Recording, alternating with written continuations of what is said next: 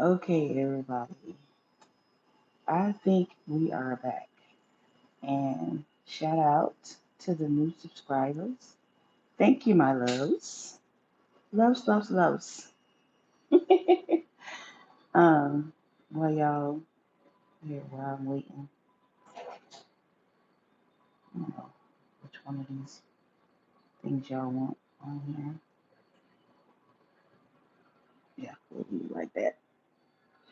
The thing is, you guys, like all day, what I've noticed here that there are and maybe that's why it's freezing up like that. But I told y'all about the signal here and everything because, yeah, it's like an all day thing where there's a lot more than normal planes that come through here. And they fly so low. It's scary. They do. I'd be wondering, like, oh my gosh. But they continue to come through this area like all day. I just heard one actually. Trying to get our signal right.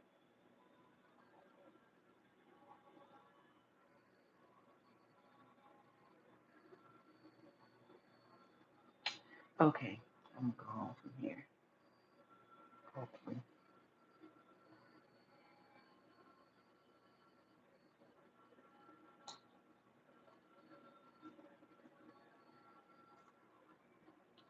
All right, this would be the part two, and I was hoping to come on here with a better intro, but however it is what it is. I guess it's just gonna be a conversation with us. Um,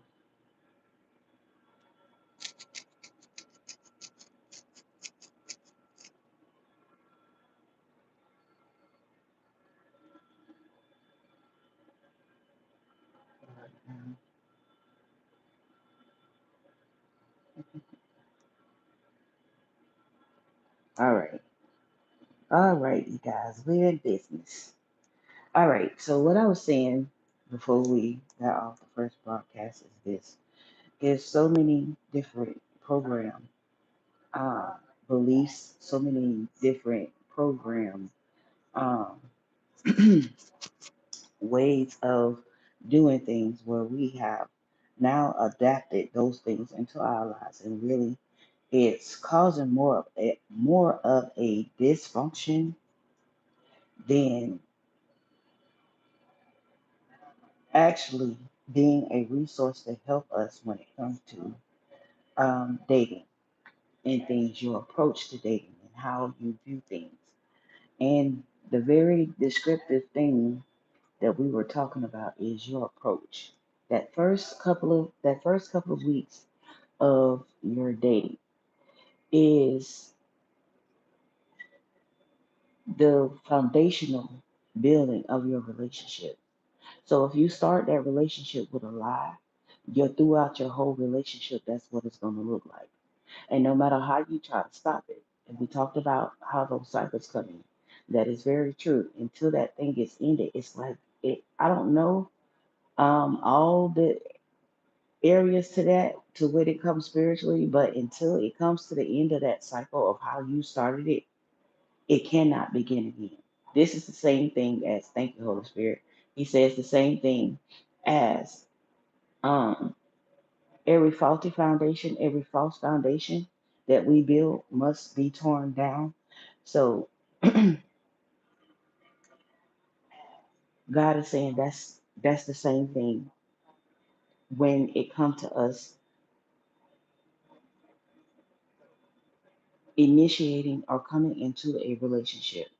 When you go when you come into a relationship and it's already you have all these doubts, all these hidden intentions, motives, unnatural affection, the Bible talks about, um, the different ways of views in which, like we was talking about being interracial culture. couples and stuff like that, when it has to do with culture and different things that we bring into those relationships. And as you can see, it's really not um, what most people say. Well, that's not gonna work. It's y'all two different races and all this, this, and this.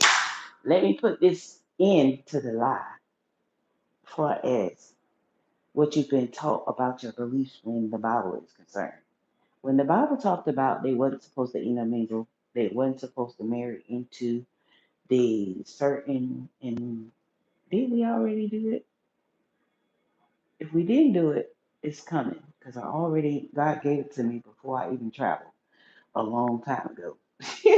And I'm just trying to get all this stuff out here and be in a way that I can bring it to y'all. But some of the stuff I'd rather be talking to y'all face to face, to get a better interaction with you guys and for the video to have leverage.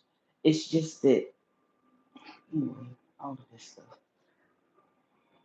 And until that happens, like right now, it's aggravating me with this thing here. But when it comes to um, all of those program manipulative antics that we have, and we go through all of this with family, with society, with all these kind of things, and that is not God's tradition. It was taught in church that somehow it was against God's will for us to marry um, somebody from another race. It's people, government, people who brought race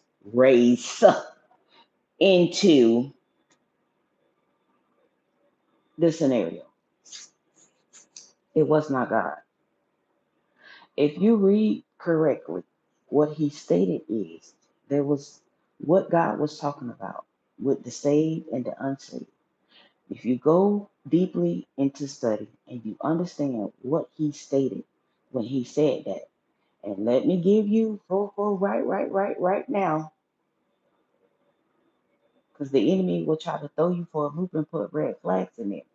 But let me teach you how to do that because God can't contradict himself. And when God is leading you and he's telling you to do something, as opposed to what your natural family tradition is, it's very hard because many of you deal with those inheritances and wills and whatever. For me, I don't care who has what. You can leave it or you cannot leave it.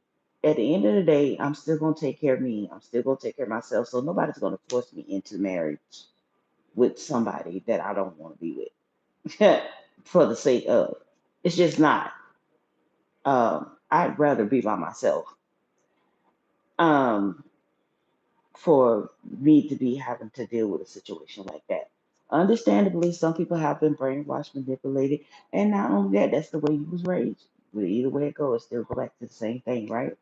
And it's not to say so much as because your parents was raised like that too, or wherever you got that from, that notion and that conception. So it's not to really beat upon them about that. They only taught you what they knew. It was given to them, passed down the line, all this kind of stuff. And with the even the religious aspect of it. You understand what I mean? And I believe in so many ways that we have as a culture of people, we have missed out on so much.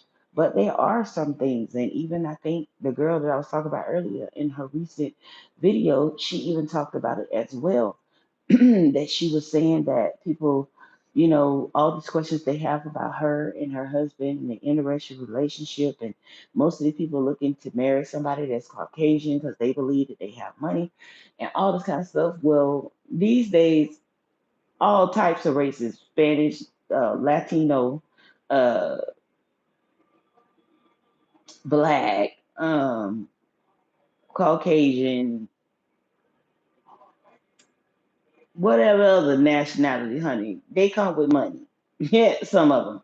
Some of them broke. Some of what. That's just the way it is in society. But the harmful thing comes in when you look at it and you view it as, well, I'm not gonna marry nobody. Quite naturally, God will put you to the test. He'll allow so many things to come past you in your way. And I already shared the previous with y'all and showed y'all just how God did that in my life. And I told y'all the boy that was sent before me, when I was pregnant with my baby, by the time he came back, he came by my house and my grandmother told him she's at the hospital. She had just had a baby. And his father was a businessman. He came from, in their own right, a prestige family. Um, and what I noticed is, like he said, his daddy, his father taught him, even though those things were going to be passed down to him, um, he was given the opportunity to be a man, to be himself. And he was like, it does not matter that you have a child. If I love it, my father is going to love it. And I just know as a young man, because I had my daughter before I was 18. As a young man, I did not want that for him. I wanted him to go experience life and possibly have that experience with somebody where he's having that first encounter sexually, and that being his wife, and she doesn't already have kids or whatever. Do understand, I'm thinking as well as a teenager. Not the age I am now. I was thinking as a teenager, which, not saying it was bad, because it showed him that she's not after me for my money. And for him to tell me that he sat down with his dad and he had this talk, and his dad did not judge me because I became a teen mom and stuff. He did not judge me, and he did not challenge his son. He gave him uh, some advice as far as life was concerned, and he allowed him to go with, as a man, what he felt was a good thing for him in his life. He didn't try to manipulate him and control him and tell him, I forbid you. Oh, oh no, let me unlock my card. He didn't try to manipulate him and control him. Hold on, I hope it don't end up. Okay, sorry, y'all. I had to unlock my card and I forgot I had done something to the store. I had done something to the store, and the girl just texted me talking about the pizza thing. I mean, the thing is down. And I'm sitting up here just chatting with y'all on here, and they done went in the store to purchase the stuff, and the card is locked. Oh my God, let me tell her I'm so sorry, because I wasn't, I wasn't, my intentions was to unlock my card before. Uh,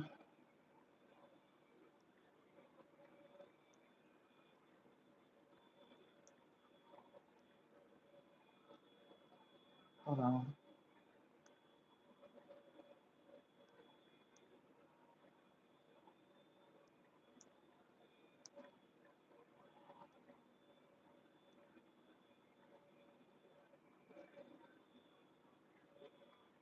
All right.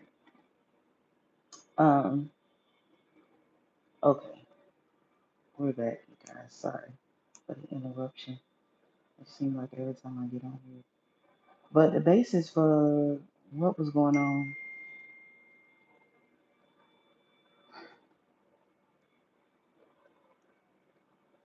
I told y'all this is one daughter.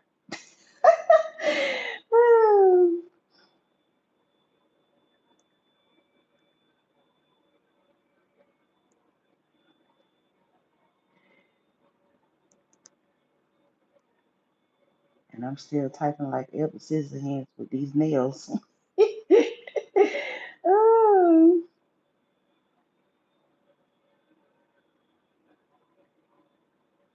Oh,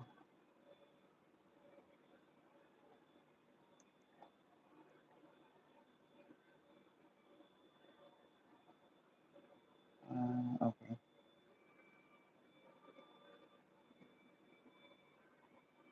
okay. That should be all the information she needs. Uh, anyway, as I understood the father of this young man, and it really intrigued me and touched my heart because most people are so judgmental. Okay, neat, neat. Okay.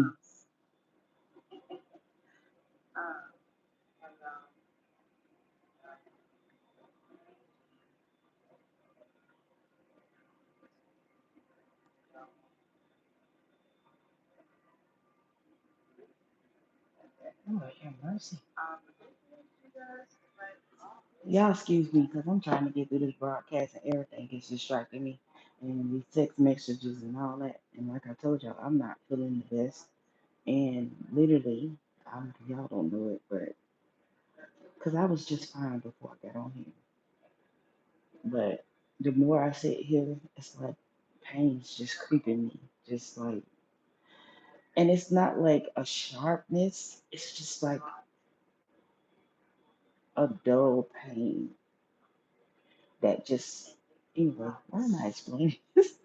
But it's just like a dull pain as I'm sitting here. If something just irritates you just because you know that it's there, it's like that.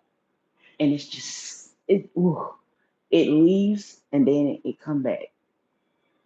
And read between the lines, okay? Read between the lines. I love y'all. But it's just really because it's supposed to be gone. Just it's just like leave me alone, will you? Just go away. Go. Your time is up. Just go.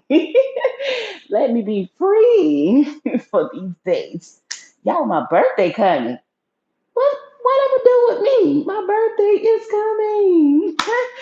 And maybe God did it that way because it came out of left field, and then I'm just like, thank you, Lord. But ugh. And I was just sitting there thinking, I was like, oh my God, I'm probably not gonna want to do anything for my birthday. And then all of a sudden, so anyway, oh, it's telling me she used my card. Um, I'm excited. I'm excited. um, and I haven't been for a while. I stopped really celebrating my birthday, but we're not gonna get into that. But the young man, father had some good things to say to him in wisdom.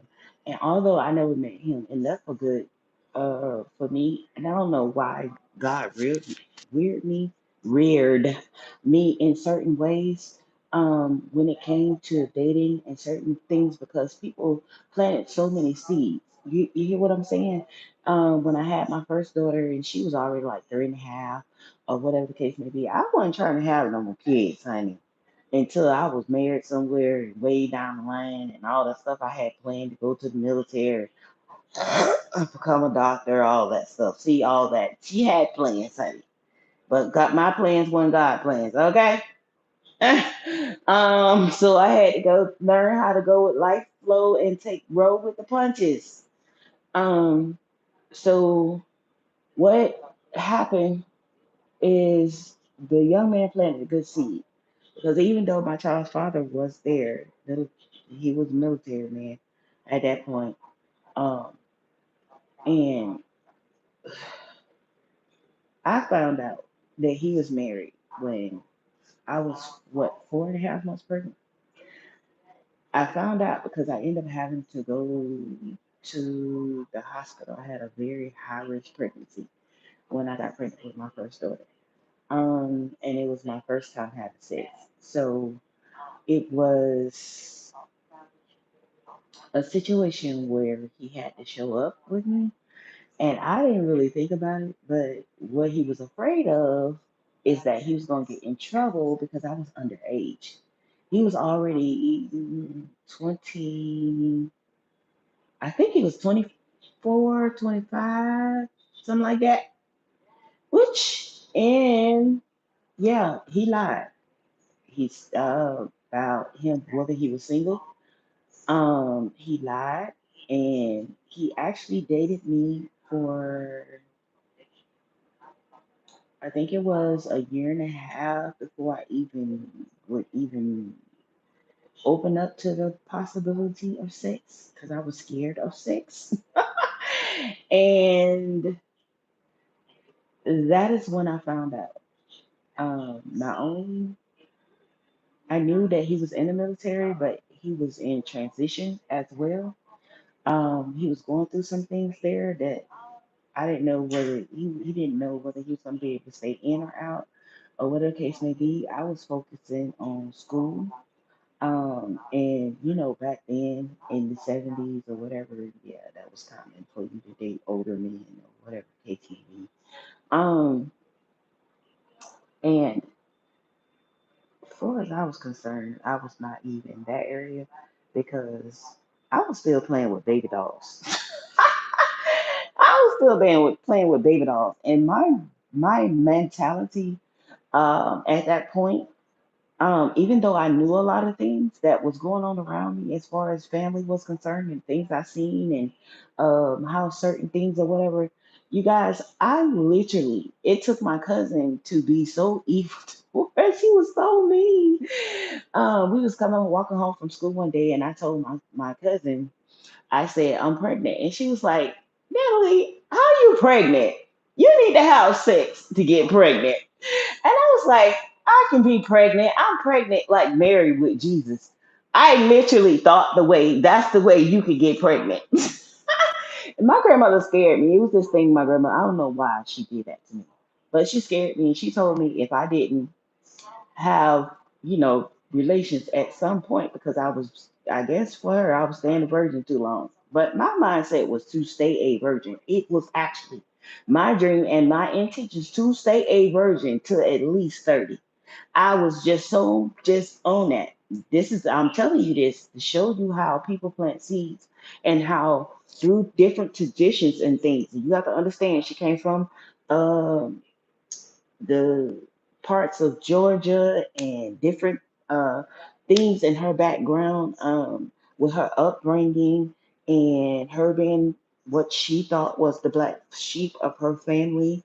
Um, and the age my grandmother was, so you understand, go a couple of decades before in how they lived. And that's what God taught me, even about having love for my mom while she was on drugs and the things that we had to endure and go through because she had a life before us and she was only taught those things that she obviously when it came to raising her children displayed to us. So instead of me taking the route of being bitter with my mom, hating my mom, and going through all those things that we see in our culture and generations that people go through. So as we can see, God was already equipping me to come through these things and be able to teach these things now in my life, which I didn't know that. But as a girl, I always wanted to be a teacher. My grandmother wanted me to be a doctor. My granddaddy wanted me to be a lawyer. um, I don't know. Well, it was concerned with my mama. I don't remember. But those two, they had high hopes for me. They wanted me to be as successful as I could because my grandmother only went to fifth grade and my grandfather was college educated. He had all types of degrees all of that stuff. By the time I was 5, I was already counting beyond the numbers of normal children.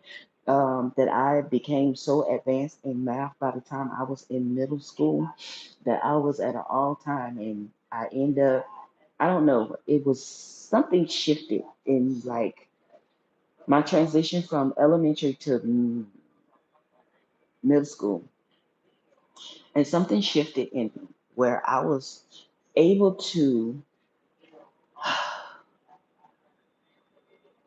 I think y'all call it photogenic memory or something. Well, I wouldn't say exactly that's what that was. Something shifted within me that I did not understand, but I had a way with retaining information. The way I retain information is a lot different than what you would see and what you have been taught. And I'm not sure they even study people that retain information the way I have. I've never disclosed it to anybody. I don't tell anybody. When you keep certain things to yourself, certain people don't know where to attack you.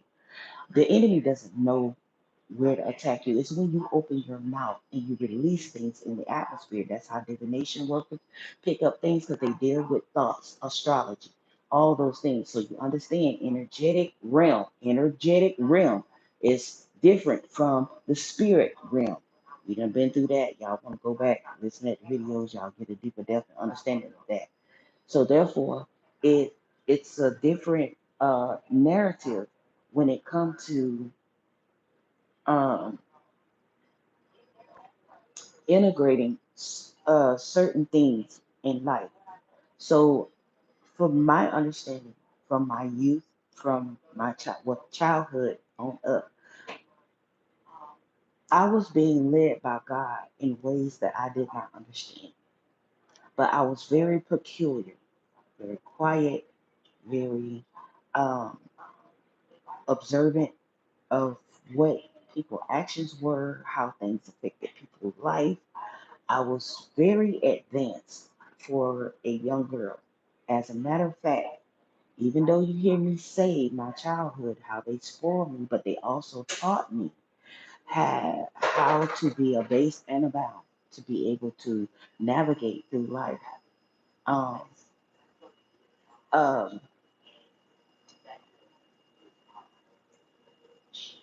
I did not have a childhood. I had to become a woman before my time, having a baby early, and before I had a baby early.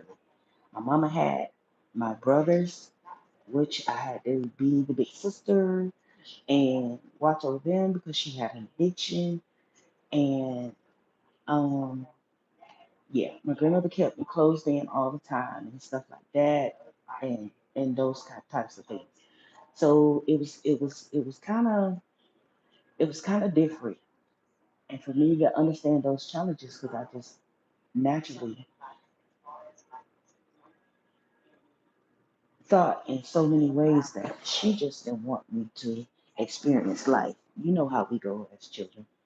Um, that she just didn't want me to experience life, and she was trying to keep me away from my family and all that kind of stuff for not understanding.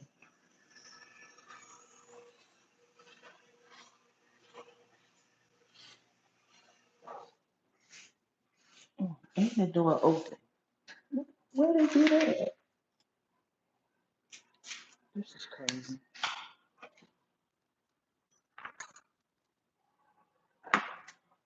hmm Lord Jesus.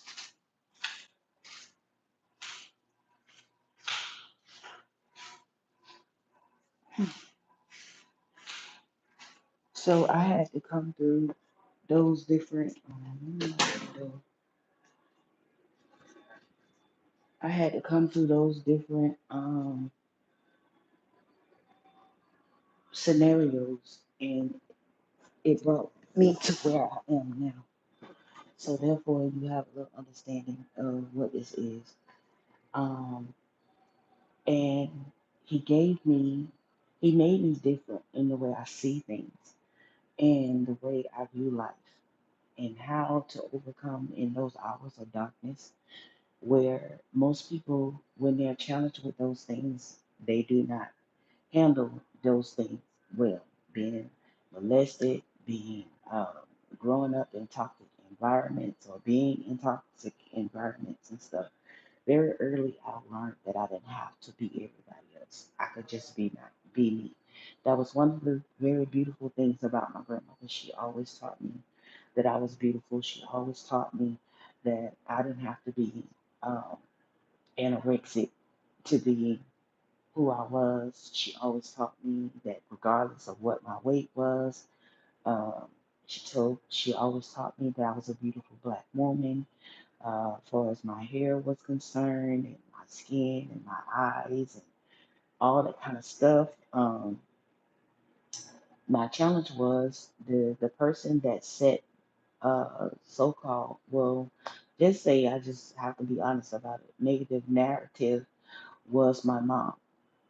Um, in certain points of my life, there were certain things that my mama said that was defining moments to me.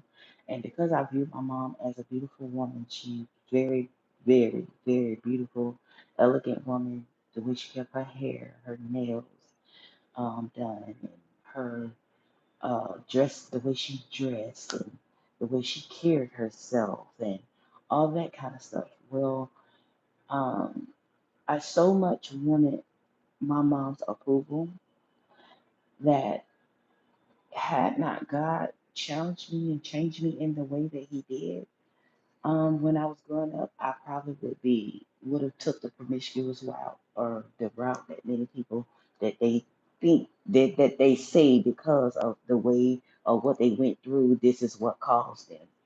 This is how God put in the earth to tell you that those are excuses, because at some point you become your own person. You have your own life. And even with Jesus, he was accountable. Even by the time he was, what, 12, I believe it was.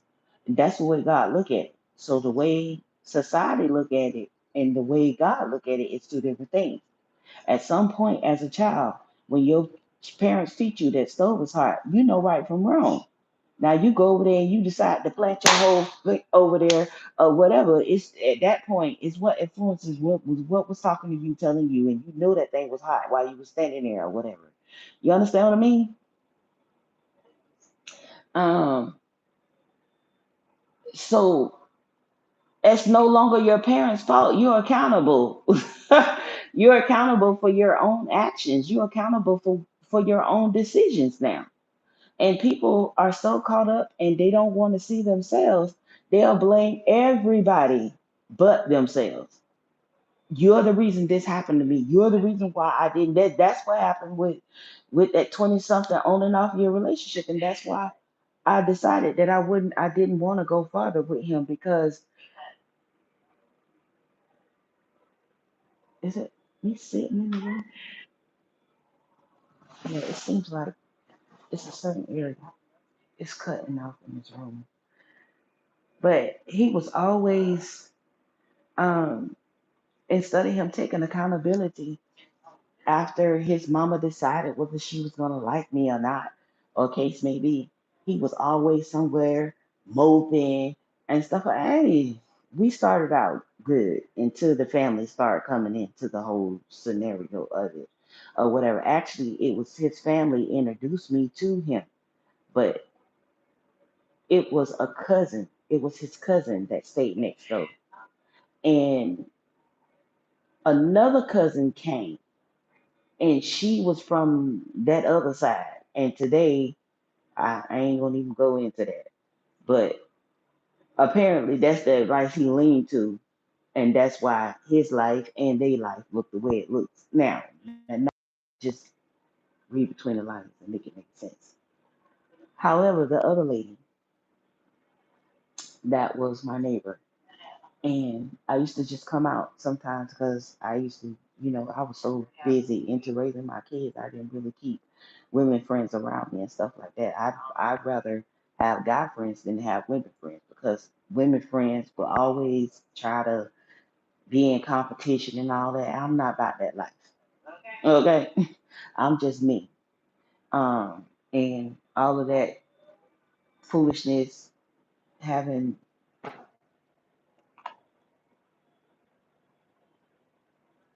all of that going on with females, it was a no for me. Ooh, 10. She said 6. All right, now I'm gonna have to lock this card back, but I don't want our broadcast to go off. So, with all of the things that was going on, with the situation and the scenario that was happening, you guys, it took me into a lot of loops of things that I had to. It was like a maze in my life that I had to figure my own way out, and that's with the leading of God, because the people that were in my life, and I thought that they meant well for me, were the same people who misguided me. They planted seeds, because somehow he was either jealous of my mom or jealous of me. So I had to be, more careful with my decisions in life and my path in life. So God took me on that. So as we was talking about how God cultivated this in me to be able to navigate through life, and when it came to the relationships and stuff with that first baby daddy, he crazy. He crazy, just what it is. But he taught me a lot with his military experience and teaching me how to drive, certain things like that. He was a lot patient when it came to those things or whatever. And he had a certain controlling aspect about him, whereas I had my own mind, even as a girl. Yes, I did. And still, even at my age, he had a lot to deal with because I wasn't just one to just sit down and let no man just control me. And that was his problem. He felt that I was younger than him. He felt that now I got you pregnant. And apparently, hear what I'm saying? My grandmother had a hand in this. It was her way of getting back at my mom, and she was thinking that once this man trapped me with a baby, that she would be able to trap me as the way she did my mom having my brother, because we had our children 3 months apart. So she was on the whole plan that she felt that if she had seniority over me, because I was still in school, she's still my guardian, that she would trap me in a way that if she was able to gain custody of my child, I would never leave home. That was her intentions. So she plotted with my child's father because she had already, from the lawyers and the judges, did a background check on him. She knew his military status. She knew why he got kicked out of the military. She knew he was declared crazy. She knew that he was married. And it wasn't till the wife popped up and I almost end up uh, going to jail out there pregnant, about to put a bimwim on his wife from popping up at my grandmother's house, threatening me, talk about what she was going to do and all this kind of stuff. She was bringing cars of women with her and driving past my school and stuff like that. And I had to let her know, no, it's not going to work like that. So when I found out that he was married, I ended up taking my grandmother's bush axe because he jumped on me while I was pregnant. And when I got loose, I took my grandmother's bush axe and he ran for the door. And my grandmother was trying to intervene in the situation because it was a big fight. Once his wife knew what was what, and really they were separated. He even had the papers. He made sure he gave me the papers and what they was legally separated, but they were not. Their marriage was not. Um, anyway, and this girl here, I'm telling you, they had, I don't know what was going on between the two of them, but I'm telling y'all, this scenario was a whole, and how my life would start that way, I could not understand. I'm like, okay, God, yeah, I prayed for a baby and I asked for a baby, something to love. But really, this person and all that he had going on. So it forced me to grow up way, way, way, way, way before my time. And I didn't have the pleasures that other girls had because my whole mindset was to protect my daughter, to love her, and to make sure that some of the things that I went through, she didn't have to worry about those things. So that's how it started out with me. I didn't even look at her as just being my baby. It was my love. That's the way I looked at my firstborn. And it's what I asked God for. I didn't know he was going to answer that way. That there's an older man who's lying about his marital status and all of these different dysfunctional, toxic, I'd be just crazy other things. And when I started going to church, I started develop an understanding what God don't like about. That's why I do not till this day If a person is married, I don't care. They separated or whatever. To me, they still married. Ain't no way. Ain't nada. And if Jesus, that's why I got off that site as well, because some of them was lying. They just like the man that I was telling you about, definitely lying, because God showed me. But that is something that said, yes, I just that whole marriage thing and cheating thing, whatever, and that's what made me slow about being married to somebody as well, because I didn't want to be married more than one time. That whole divorce thing or whatever, I did not believe in divorce. And a lot of y'all don't be understanding when y'all be hearing me talking. It's a lot of growing, a lot of changing, a lot of things that God taught me, a lot of things that I had to come through and debunk that I was taught that were not what God said and what He intended, especially for my life. Amen.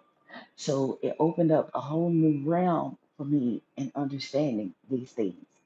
So I had to go through my seasons and my times of, but I wasn't fast. That's kind of the good thing. I wasn't promiscuous. I wasn't fast. I didn't have to have a relationship. I didn't have to, and I was okay with raising my daughter on my own. I was taught to be a self-sufficient being, that woman, to, as my grandmother was raising me, and she was dominant even in her marriage. So, but God came in and he shifted certain things that I saw to teach me how to be that lady and how to be his woman of God, if that makes sense to you. That I didn't desire to be in three, four, five different relationships and sleeping around with that person and this person and that person and that person, which is a good thing, but also can be a bad thing depending on how you're wired. Because that same thing that's good can be a bad thing, because when you're in a situation, just because you don't want to go and be in another relationship, you will stick with a person longer than you should. And that's what God had to come in and break that. God said, no, this gotta go. Okay? So he began to show me that, okay, just because this baby came about, that don't mean that you have to destroy your whole life because you don't want to be in another relationship. This man was abusive. He was obviously using witchcraft um, upon me and my child. He was putting 9 millimeter glots and all kind of stuff to my head. Talking about he's gonna kill me. He's gonna kill my child, my unborn child. Um, it was a lot. That did not stop me. That did not deter me from having uh,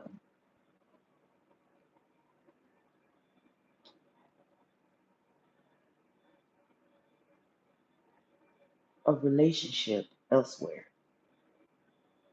And I think that was triggering for him. That he was thinking that he would have that control over me to be able to cause me to not ever want to date anybody else again.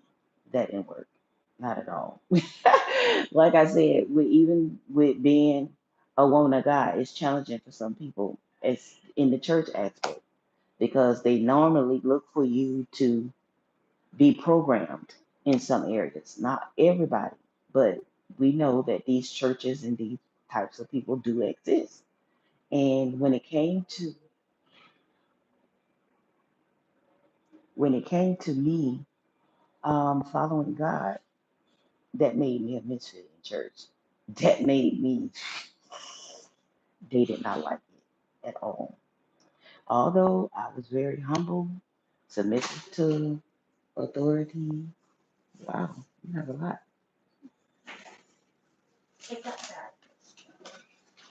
Thank you. And how's your other cup?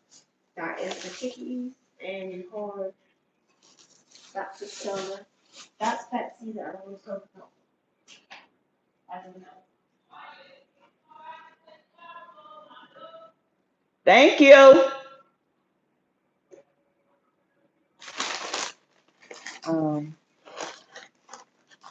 y'all don't mind. It's gonna give me energy, and I can actually talk to y'all a little bit better because I haven't eaten, and maybe that's why these pains hit me like this.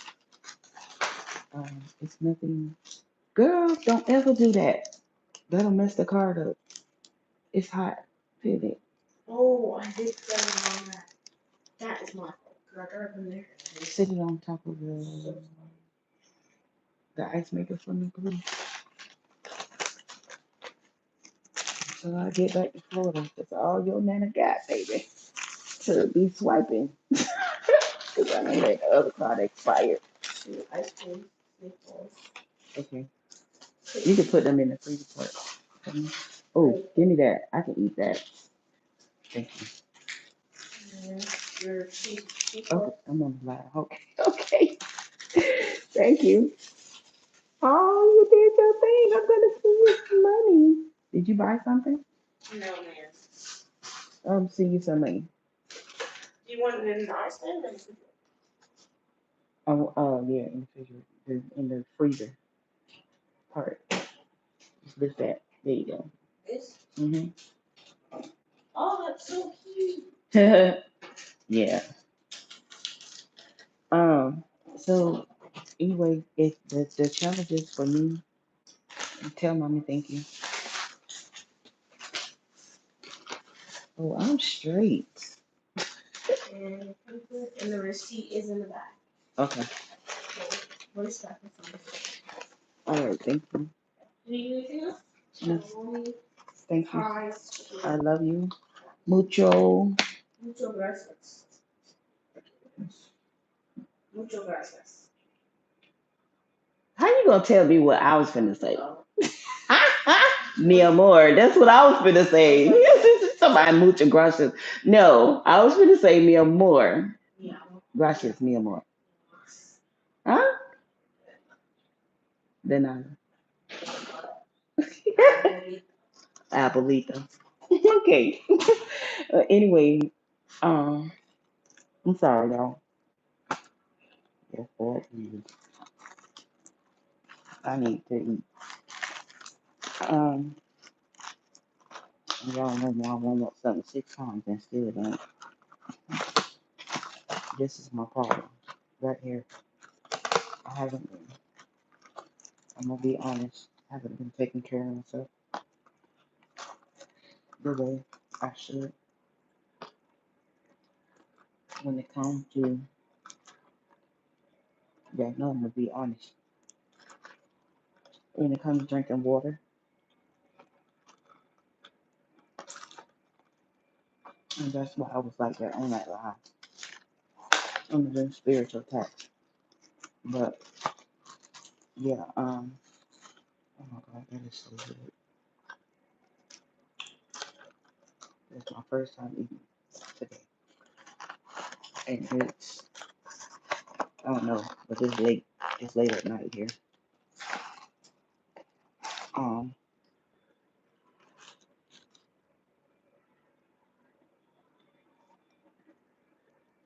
and I eat like a turtle. Okay, now we done. I'm trying to make this quick so I can actually eat this food before it gets cold.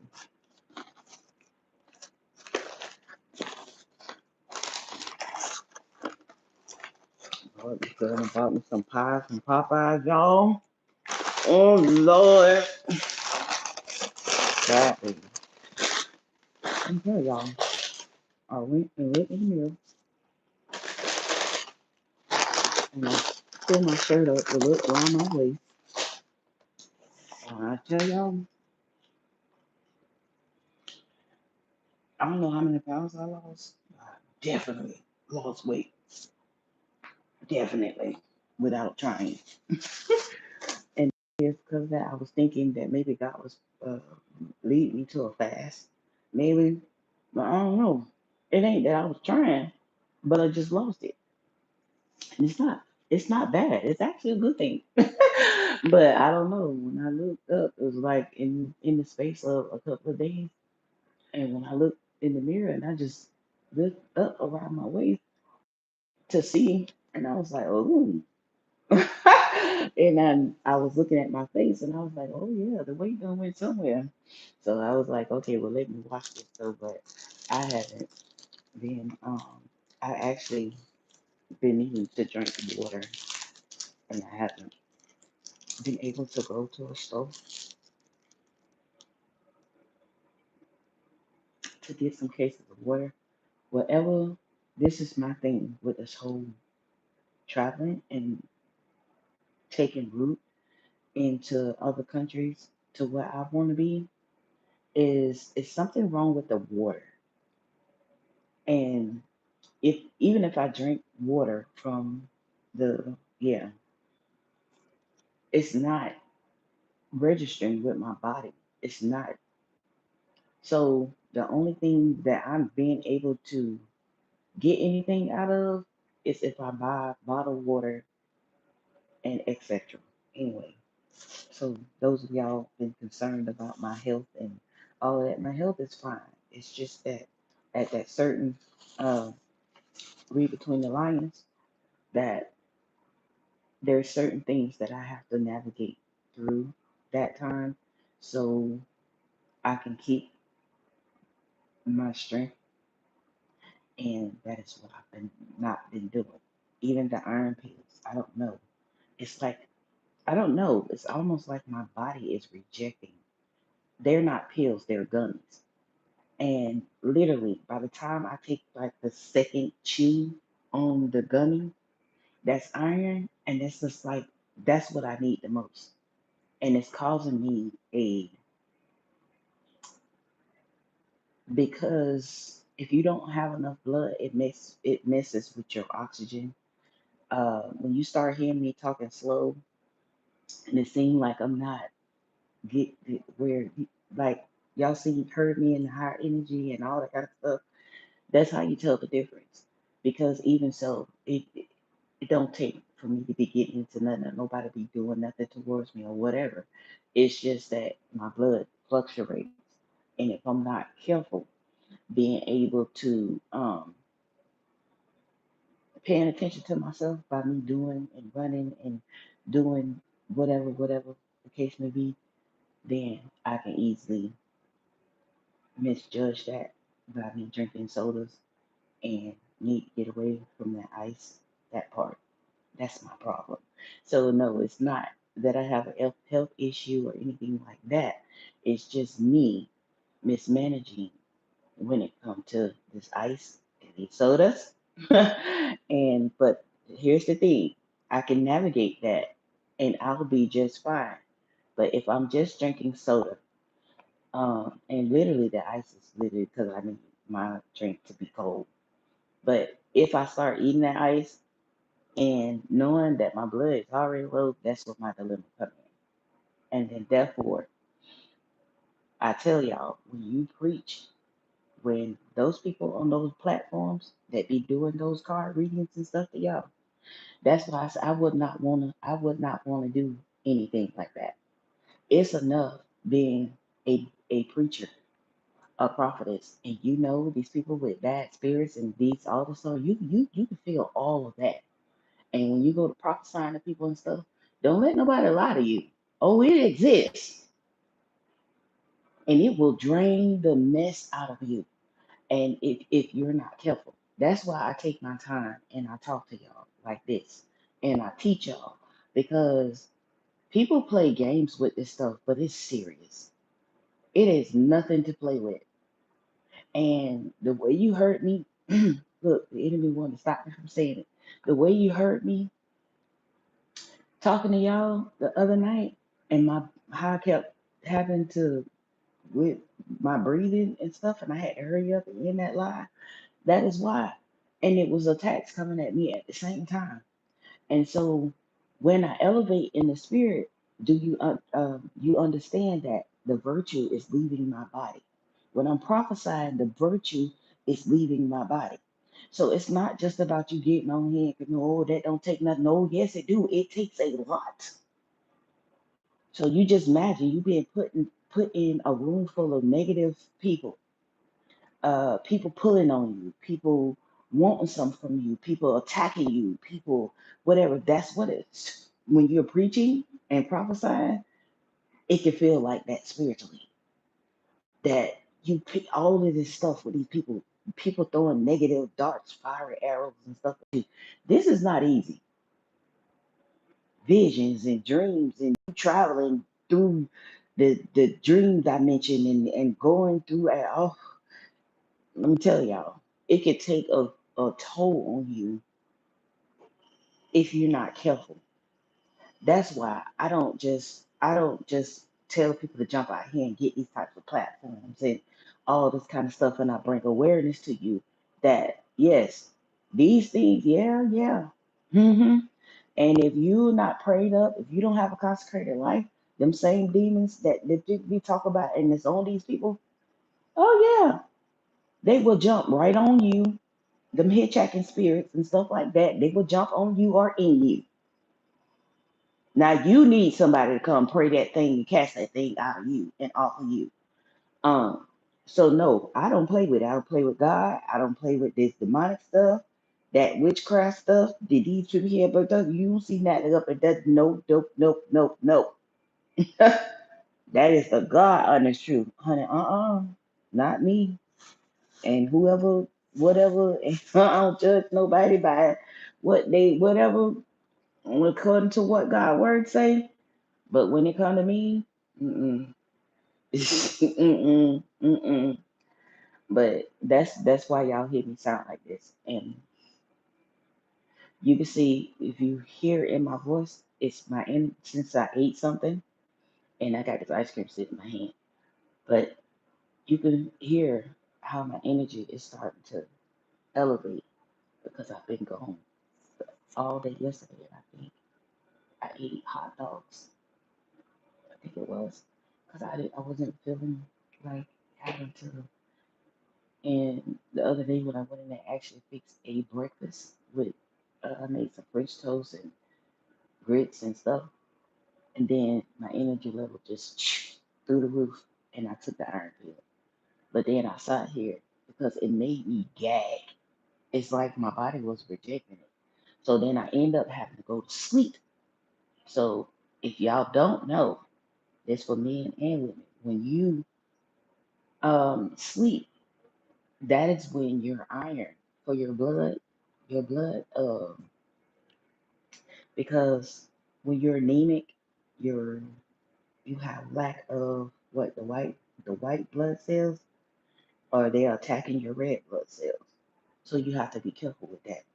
So when I sleep, then the rejuvenation process with my blood being, you know, or whatever, that's what happens. If you don't, it'll cause you to feel like you have sleep apnea or something.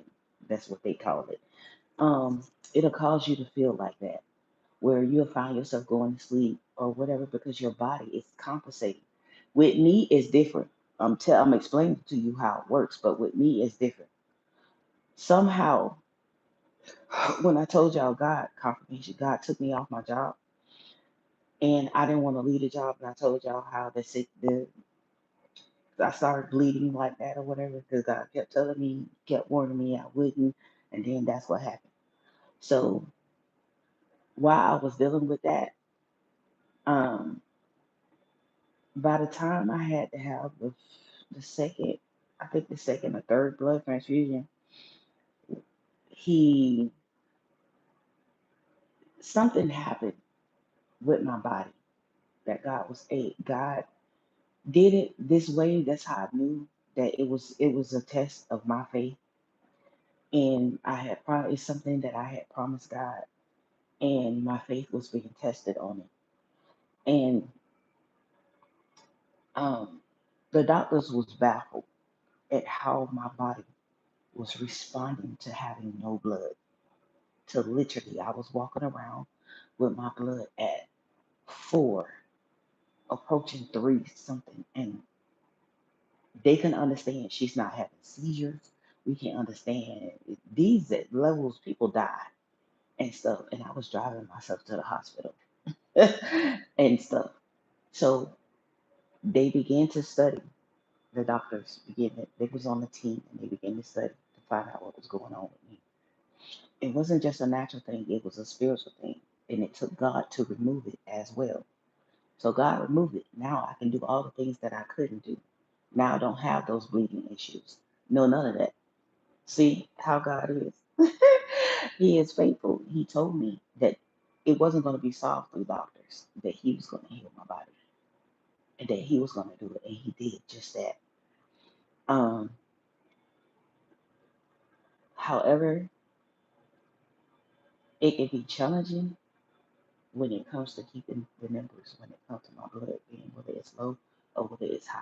Because I could get in the mode to keep going and going and going and going and having to deal with different people and so much things and situations and all that. And I'm just like, like running off the Energizer Bunny scenario.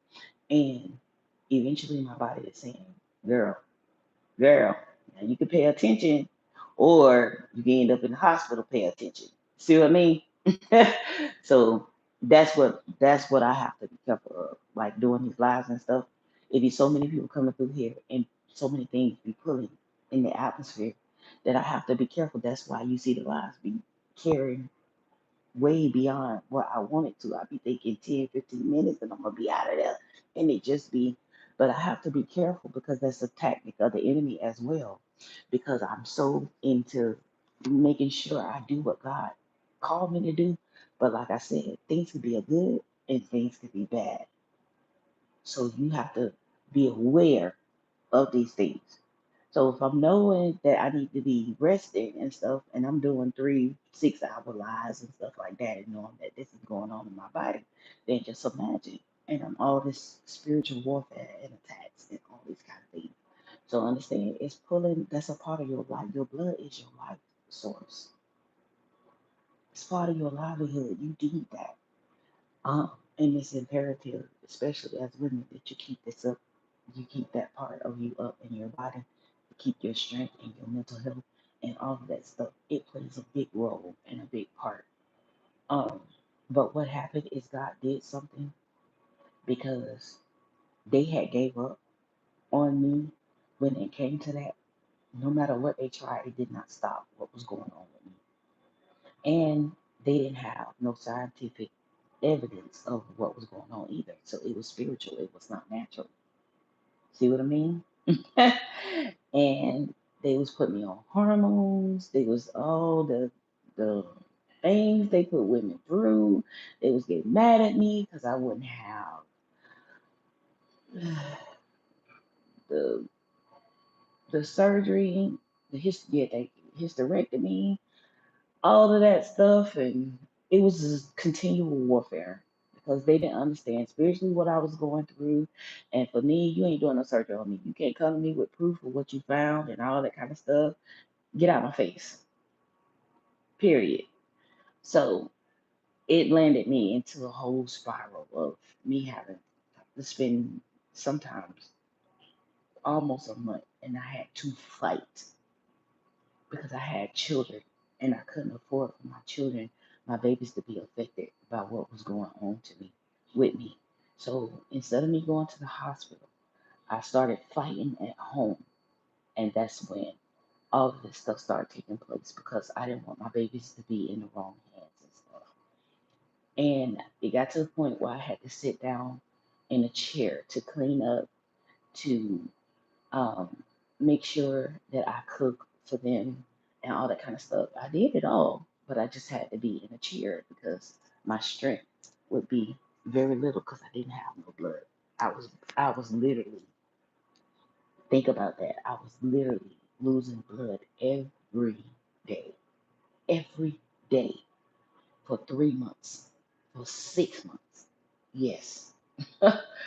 And the only time that I had a little breathing room is if I missed doing a 3 months span or whatever to be able. to get back to normal again. So what happened is whatever God did, I do not know. Neither did the doctors know.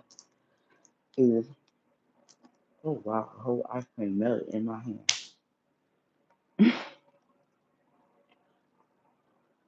My body found a way to compensate itself, just like when you fasting. Your body began to feed off of itself. Well, something happened to my system that even though I was losing all this blood, and they couldn't understand how I was still fully functioning and getting around, that instead of my body being attacked, my body was actually thriving off of me having no blood. I kid you, no lie. It's in the medical report. And they could not understand how this was happening. How? No way. Um, and the only times I would really end up in the hospital like that was when I was hard headed and wouldn't be still. So there you go. So even like I said, even when it came to the relation no thing or whatever, I had more times of me being celibate than actually having relations with men. That's just it. Because nobody was touching me during that time. And not only that, um, I was just very peculiar with my body, especially with the whole blood transfusion thing. And I wasn't gonna let no man abuse my body. Um, I desired to save something for marriage. So anyway, that's a few basic indications to you of how I got to here and what God did and how miracles work. Because I'm a miracle. I should have been dead. If it was what they said about witchcraft, if it was what they said on these divination platforms, if they were supposed to been doing rituals and spells and all this stuff on me and trying to keep me trapped and broke and all that kind of stuff, and I can truly say I went through some things and struggled in certain areas of my life, but it was only because it was one me taking care of four kids on my own and helping people on the outsource of me. So if I was broke, how was I able? How was they coming to me to get gas money? How was they coming to me to help them pay some of their stuff and their bills? So whatever these readers getting certain stuff and all that kind of stuff, that's why I be telling y'all. I be bringing in to tell y'all, don't be getting me twisted just because y'all thinking y'all know my birthday and all that. Talk about, oh, well, that had to be her. No, no, that's her a lie.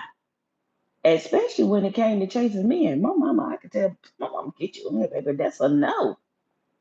And that baby daddy who went out there telling all them lies, now, honey, that was the other foot. From the day I met him, he was always the chaser, not me at all. Because I'm just like that. Until this day, if you want to go, buy. What that song say? If you want a burger, then eat a burger. If you want a burger, I don't know. I be making my grandkids laugh so hard. That song just pops out of nowhere. I don't know where it just being on the internet. And my daughter was asking, she said, Mama, she had cooked some burgers. She said, well, do you want me to send you a burger? And the kids started laughing because out of nowhere, I just went to singing it. And I just said, do you want a burger? They need a burger. Yes, I want a burger. Y'all, that's why I told y'all to be around me 5 minutes. Y'all just bust out laughing because they ain't no telling. But anyway, this is what that's obviously let the whole ice cream melt in my hand.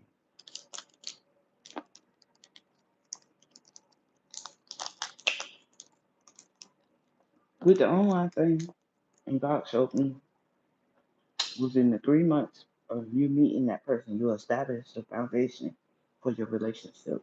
Thank you, Holy Spirit. See, it's coming through clear because now I can think. I got something to body to work with. You establish the foundation for that relationship. And when lies and the false pretenses of that relationship, you're gonna have to follow out that cycle until y'all can have a fresh start in a cycle to move forward from this dead end negative cycle in that relationship. And that was the whole point of God having me to come on here um, to talk about that, because with those platforms and the different things or whatever, with the traditional standpoints of us and how we date and whatever, it's also very unhealthy for you to already place a scenario upon a relationship and upon a person and bind them to some false evidence appearing to be real, which is fear that you have based upon the conditions of relationships, your past relationships, and things like that. I've always challenged myself not to attach confirmation of what I've been through and being hurt by another man onto a man who's just entered into my life. He didn't do anything to me. Why make him pay for what somebody else done? Same thing with you men. Y'all got to get free from this mentality that y'all have and this thing that y'all have going on. Y'all ruin things before they even begin. Is she gonna want me for my money? Oh, I don't know. I should watch for a long time. All that. This is all this stuff that they be pushing upon y'all in those platforms. And oh, well, I'm afraid to say anything to her because of him or whatever. I'm just saying because I'm a woman, so hey. Um, and all that stuff. While you doing all that, you could have been done produced a healthy relationship, going on with your life, been happy or whatever. But because you refuse to let go of that old way of doing things, that old way of like you're afraid of change, you're afraid of what if, honey, if that's the case, and I can imagine what your life looked like then, if that's all you do is sit up and overthink. What if things just do happen to go right? What if that part? And instead of you saying, what if, why don't you deprogram yourself and start speaking life to yourself? This is going to be good. If God is leading me to it, He's going to bring me through it. Hallelujah. Thank you, Jesus. Learn how to rely on God and not these faulty foundations and ways that you've been raised to see things and all these kind of stuff. Yes, some things that we have been taught is good, but some things are not. So when you get out here and you going through all that, all this mental, thank you, Lord, mental anguish, mental conflict, mental sabotage, as y'all call it, self sabotage. That's exactly what you're doing. And then you sending what y'all call all this energy transferable stuff. You actually sending that towards the person. And then you wonder why you've been in unhealthy relationships, marriages, and all that kind of stuff. Because these are the things you keep allowing to come in your atmosphere to control and govern your life. And it's not fair when God sends you a person who is coming into your life to purely be there for those intentional purposes in your life to love you. Why am I saying? To love you, for you to experience what you, that's why, that's the purpose. But if you never give them a chance, if you never open the door, if you're never willing to try, and you was willing to do all of that with something that was not good for you, something that was sent to destroy, to manipulate, to derail, to destroy your life.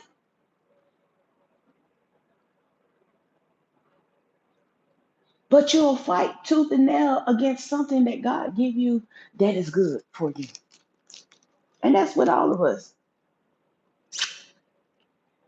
I done seen people come to me and just have all of these, oh, my job, a good job. I don't even, I'm going to call out. I don't even want, hold on, guys.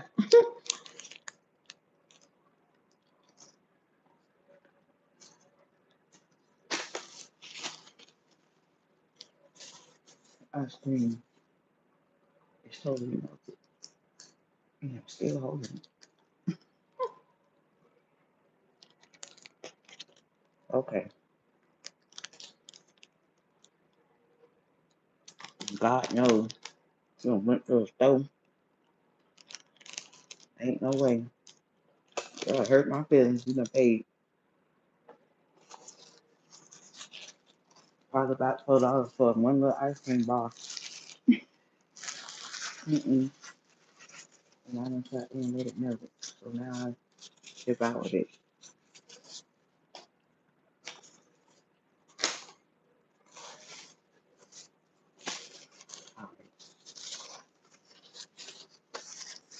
So we nullify.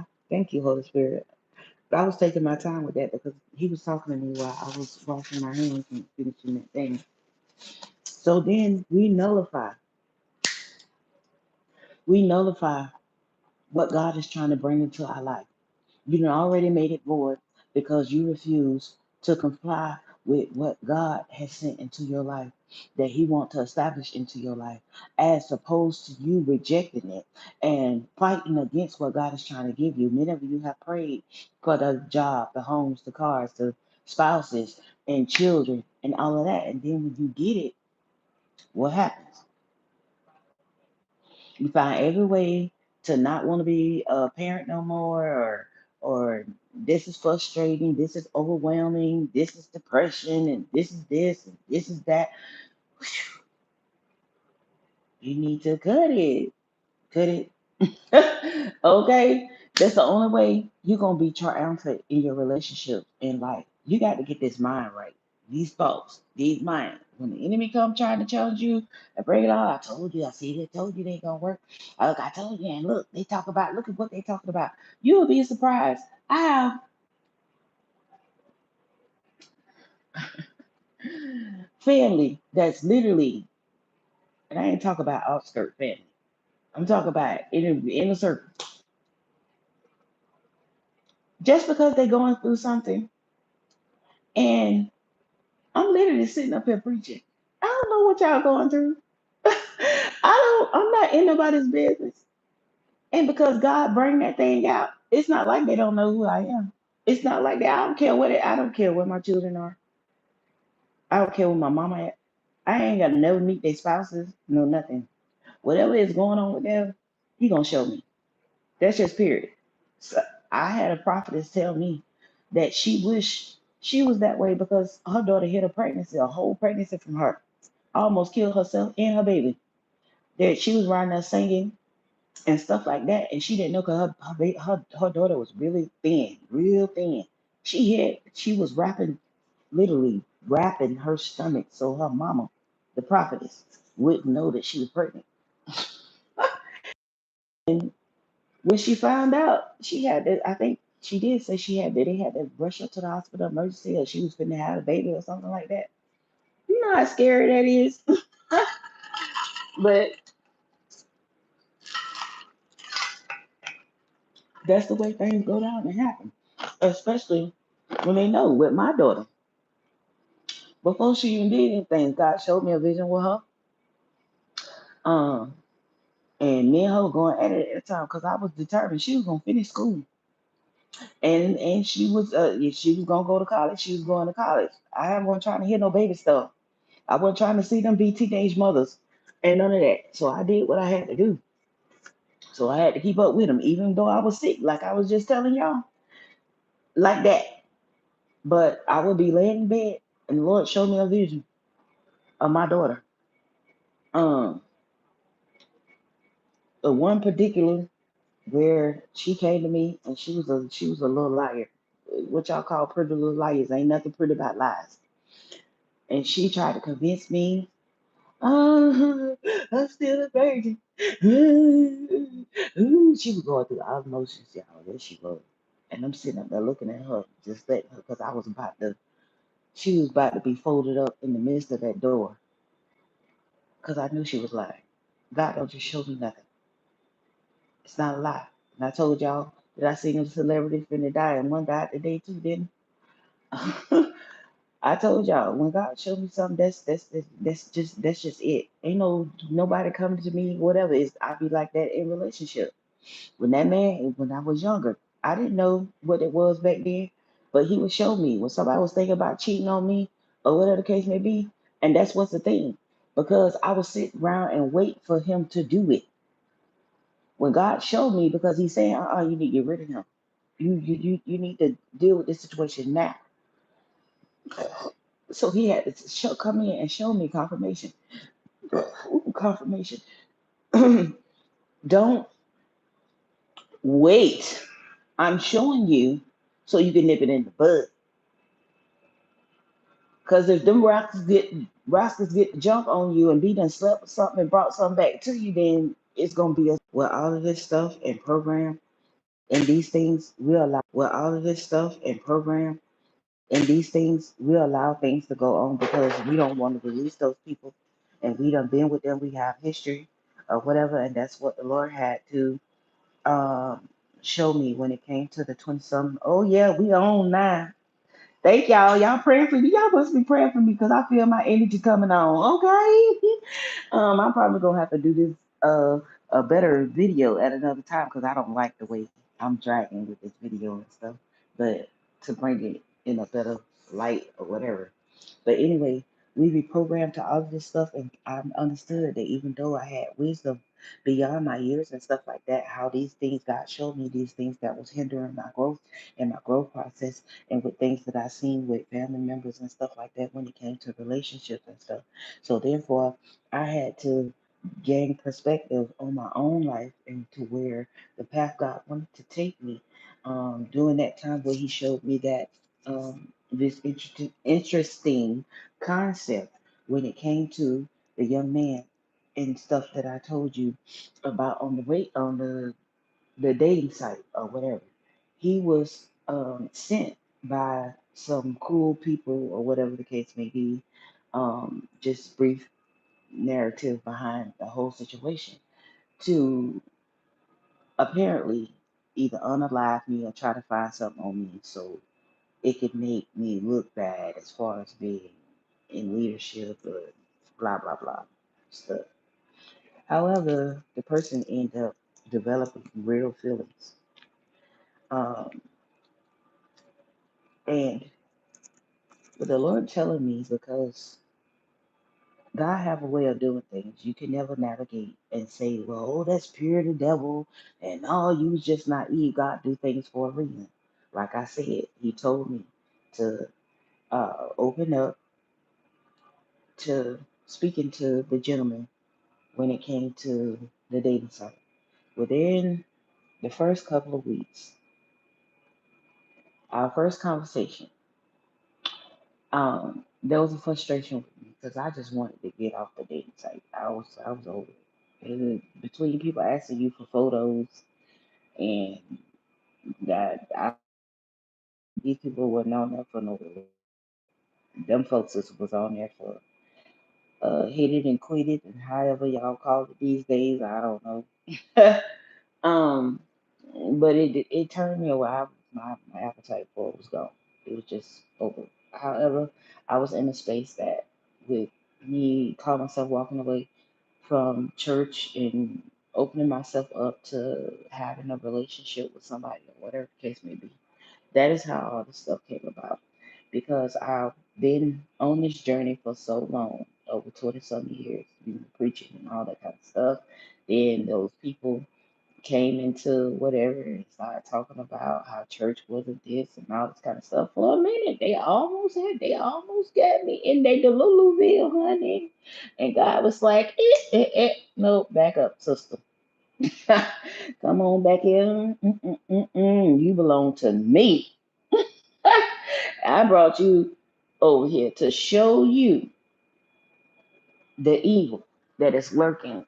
And if you're gonna be out here in the way you trying to do it, that's why it's good to wait on God and let Him do the He want to. I do not regret me waiting on God. I do not regret celibacy. I do not regret walking away from my children's father. Others, fathers. I do not read. That's why I said it's something that God showed me through this being able to live through this, that you don't have to live a life of regrets when you do things in a way that is, but many times by people and their opinions, you start to somehow feel uh, condemned. You see what I mean? Many of us felt that even in church, being single, it looked like all the messages be geared at you. You in sin. You need to get married and da da da da. Just making so you understand the scenarios that they're coming from. Even in your marriage, I mean, in your family, you get a certain age when you're gonna have babies, when you're gonna have when you gonna get that spouse, and come on, we gonna be grandparents and all that kind of stuff. All these things play a part. And with me, there was looked like the enemy would set seed, or some of the people God did set there for me to learn. Okay, and they would plant these seeds and say certain things to me to make me think that I wasn't on the right path when I was following God. So it was either I was too um, what you call it. You know how they say make a list of what you want in a spouse and all that kind of stuff or whatever, and how they call it. I don't know, cause some people say I'm bougie. Y'all, by hearing me talk, y'all think something else. But it's some people that have labeled me in life as bougie. I can't ever see that in my life ever being bougie, ever, ever, ever, ever, ever. Have I ever? Never have I carried myself that way. But like I said, people will try to put labels on you just because you don't act like them, you don't carry your, and they say bougie because I don't affiliate with people like that, which is what y'all call it, antisocial. They used to call it.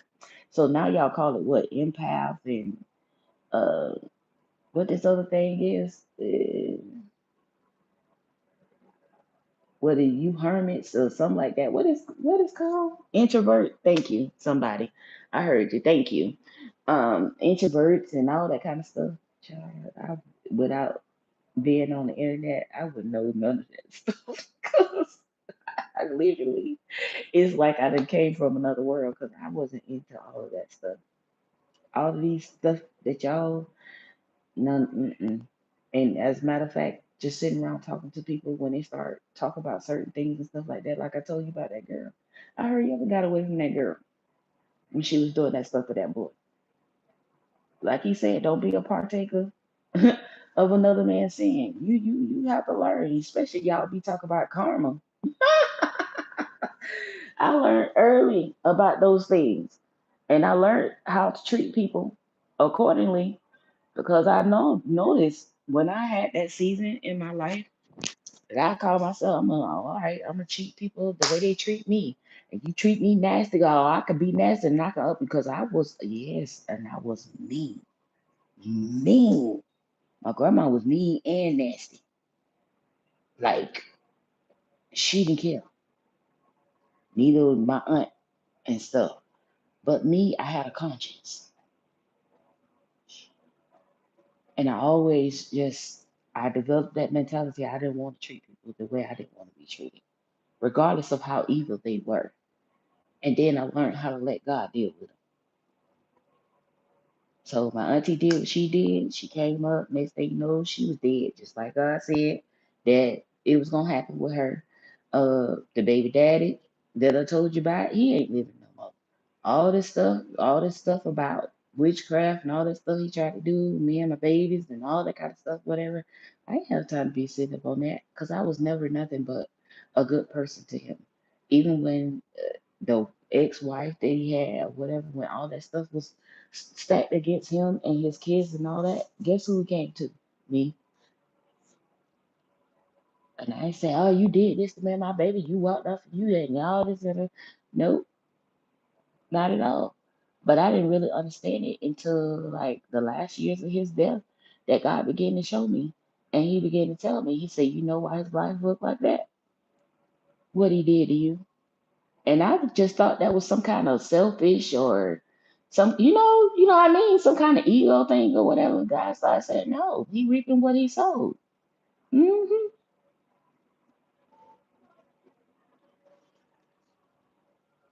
So I would see the things online that was being posted about him from this lady that he was with and stuff like that. And I was really feeling bad. The last court, the no, the second before the last court date he showed up to because he was dead. The court date before that, he um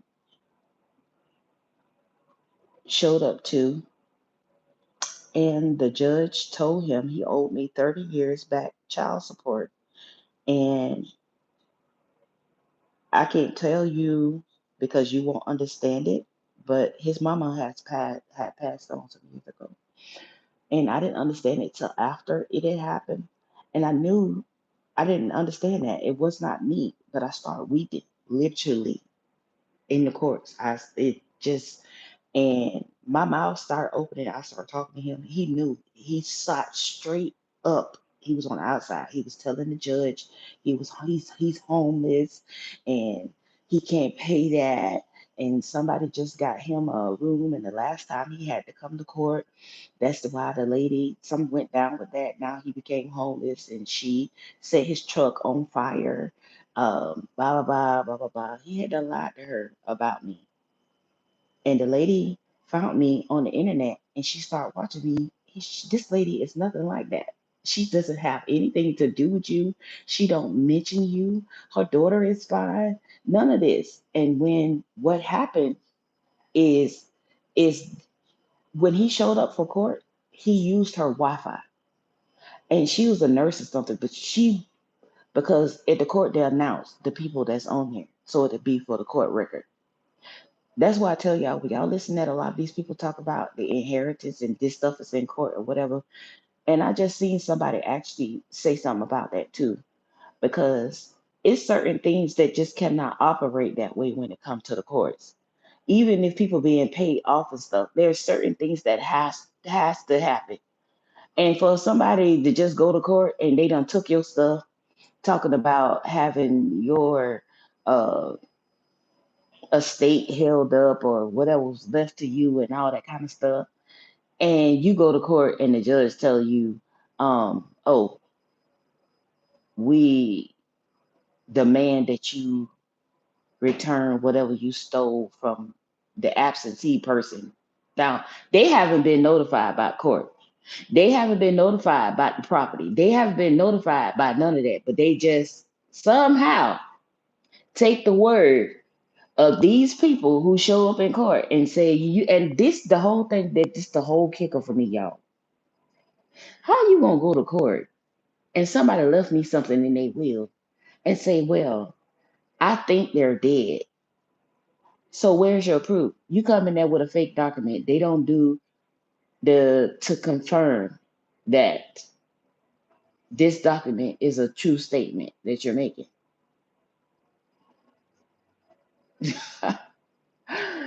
And they say, well, I need to be proxy.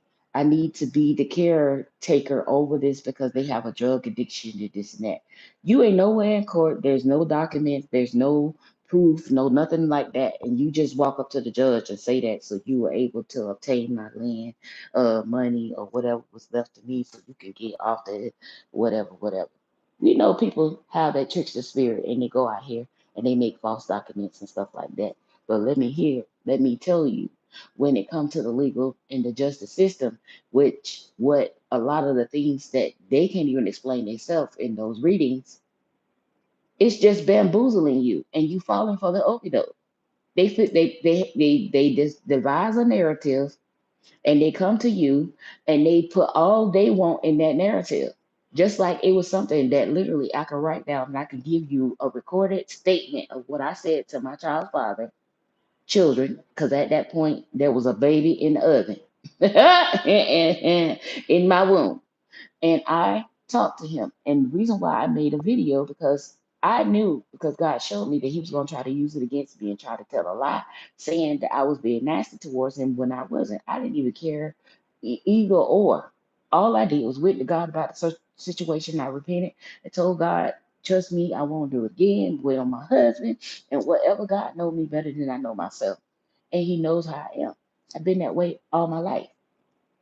And when I say something, you can trust me on my word. And God took me on my word. I didn't know that I was going to have the miscarriage, um, but I did. I generally that's one moment that I wanted to change, and I was like, God, no, I finally my kids are finally grown, and I'm finally able to breathe. And I don't want to go through all of that with that I had to go through with baby girl with this man again. He lied and made them, because I'm taking care of my baby, think that he Mr. Soldier and military, and him and his family got this and that and that. Oh, and I'm supposed to be what, the damsel in distress and with nothing and whatever, whatever. If it wasn't for me, okay. According to him, I ain't never worked. When I heard from other people, according to him, I left him for somebody else and cheating on him. His mama wanted to fight me because he wanted to cut the food and whatever. And when he came back, honey, I was in a whole new relationship because I ain't had time for that. And he knew because I told him, buddy, bro, I told you. Go sort your little raw oats, do what you need to do or whatever, because that's gonna serve God. And if somebody else come along and you ain't got your little life together, your little life straight, honey, you still want to be in the club, you still want to drink, you still want to smoke, you still want to do all that. Natalie is not going to change her position in God because you choose to be for the streets. Okay? And it's not that he treated me that way, it's just that he didn't have a grip on his life. He was tossed about. Anytime somebody say this, and then after a while, he started jumping in the bandwagon with the negativity that he was breathing because he wanted to be an attention, you know what, and he wanted everybody to side with him and oh, woe is him and all this kind of stuff, and nobody's reflecting. This is a grown behind man. How much can this lady be doing to you? And if that's the case, why do you keep running back to her? If she has something, why did she end up with another baby from you? If she has something, why is you sleeping with her in the first place? If she nobody when people talking to y'all, y'all don't that don't enter to y'all mind. How do you enter into a relationship with a man and you sit up there and listen to him talk about his baby mama? He's still in love with his baby mama. He just crying and moving. Baby, he's not available. He may be single, but he's not available. Baby, his heart is still connected somewhere else. Baby, you need to let him go until he gets free. Because, honey, that's going to cause you nothing but just that right there. Pain, hurt, drama, all of that. Let him be single and available. If his heart is not available, baby, he is not available. So you throwing yourself in a bad position when you allow that to enter into your life. Because no matter where his body is, his heart is still somewhere else. Make it make sense. His heart is still somewhere else, cheaper to keeper and whatever else. You can claim all that all you want to. But what I say about divorce is this. Before I let somebody put me in my grave, before I let somebody steal my total peace and my joy because of material things, history, what somebody's saying about divorce and all of that kind of stuff, and I still don't believe in divorce. But before I allow that type of mess right there to prevent me from being happening to my life, baby. You can have a house, you can have a dog, you can have the gray hair, you can have the car, you can have the pimple on your face, you can have whatever came attached to you and what wasn't attached to you. Because guess what? I ain't see that's the thing about me. And men don't like that when a woman is like that. I'm not afraid of new beginnings. I'm not afraid of challenges and change. I'm not afraid, yes, to reinvent myself and start from ground up. So when people was doing that to me on that, baby, you don't even know God made a whole. That's what I've been wired to do. Started from the bottom now. Okay, the Bible even tell you don't despise small beginnings, but you become a weapon When you learn how to materialize that warfare into the place that it don't keep you bound and keep you stuck, that's the whole thing of the enemy, to do that. As long as he can keep you stuck, as long as he can keep you bound to that relationship, that person, that job, or whatever. Some of y'all, just because you afraid to step out there, whatever, he wants you to have your own business. He wants you to be an entrepreneur. He wants you to do and develop a whole lot of things, but you scared to make that next step. Oh no, if I leave now, oh God. And oh, I've been married for about 10 years. Then that means that she gonna take 50-50. That means, oh no, oh no, man, I can't. Okay, oh, I'm too old to start to see these all the things of the enemy. When God told when Satan came to buffet Job, what happened? Just a match. See, that must have been for somebody. Jesus, dog. In the name of Jesus, that must have been for somebody. See, Satan don't want you to be free. He wants you to keep having all that kind of and keep going through mental anguish and warfare, and probably got family members telling you, well, no, son or daughter, I think you should just work it out with that spouse. And I know we don't believe in divorce. And no, I'm just telling you the different scenarios God throwing out here to me to tell you, honey. That don't mean that's my belief. Or no, none of that. I'm just give it to you when you give it understanding. So you still remain stuck. And God is presenting you with something way beyond what you prayed for. But because you stuck in a program, brainwashed, traditional, made by man, society and family situation, worried about if they die, if they gonna leave you this because if you married the wrong race and all this kind of stuff. That's why I said, because if it's yours, it's yours. If it's supposed to get to you, God will put it in a way that, however, it'll get to you. Whatever you thought was lost, whatever you thought was stolen, actually it's not. Because if God turned around and he didn't allow it to happen, that's why I disagree with them and some of the things they say. Because they just go off, you listen at bitter betties and men who've been scarred in divination platforms. And they come to you and because they sound right to you because that's where you stuck at. They don't give you a outing. They don't give you a resolution to your problem. They present to you your problem, and they come to you and what they call a trauma bond. Thank you, Holy Spirit. They want a trauma bond with you and all these things that you don't went through. Baby, I ain't got time for you or the person who I went through it with to come back talk about trauma bonding about what happened 10 years, 5 ago, let alone even a year or 6 months ago. Did I tell y'all that? My cutoff, it's a whole game changer, honey. I'm not gonna sit over there and whatever. Even if I shed a few tears, that's gonna be the few tears, and I'm going on. That little move on. I'm not gonna let what happened in my past or my past relationship hinder me from being happy somewhere else. Okay, you just wasn't it. Bye. That's why I couldn't understand about the online thing. No, just you just wasn't it. Bye. If I like talking to you or whatever, and I'm just like this, this is the problem with all these games that y'all play. You get somebody who know how to communicate. So you meet that person, as with what I did with this person. Back to that situation when I said how you start that relationship. And see, this is what was going on, and this how God showed me. And God said he done missed the opportunity because now he done went into the game when I gave him and I tested him for him to be able to come through what he was about to have to endure. So I don't know. I guess the man was in a situation or whatever that he need to come out of the relationship, whatever. I don't know. I don't want to get into that, and I don't care.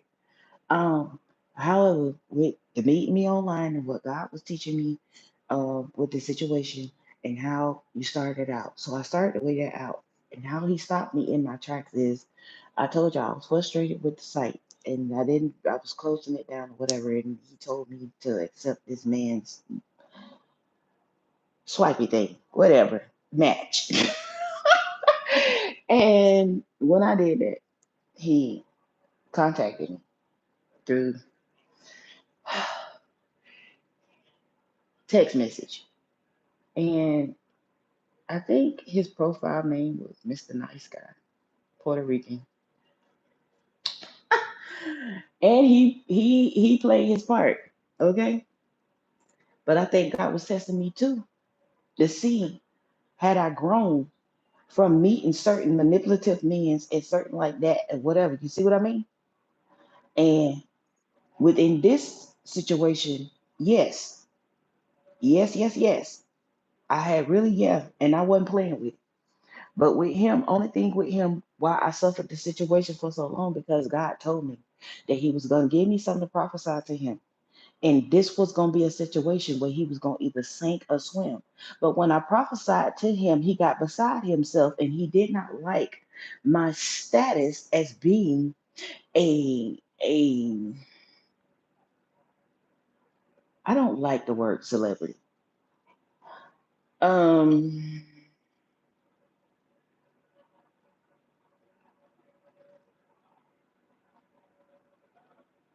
anyway, his beliefs didn't coincide with me being an independent woman and handling business the way I handle business. Okay. So I guess programmed to him, women supposed to act a certain way and they supposed to be as far as, and he was one of them that he didn't think I saw that, but he was looking for opportunist. Um, I was able to see what was happening and what was going on. So what I did was I, with the cars that I have, I drove uh my little car and I dressed a certain way so he would think that I didn't have no money. Leave it to Natalie.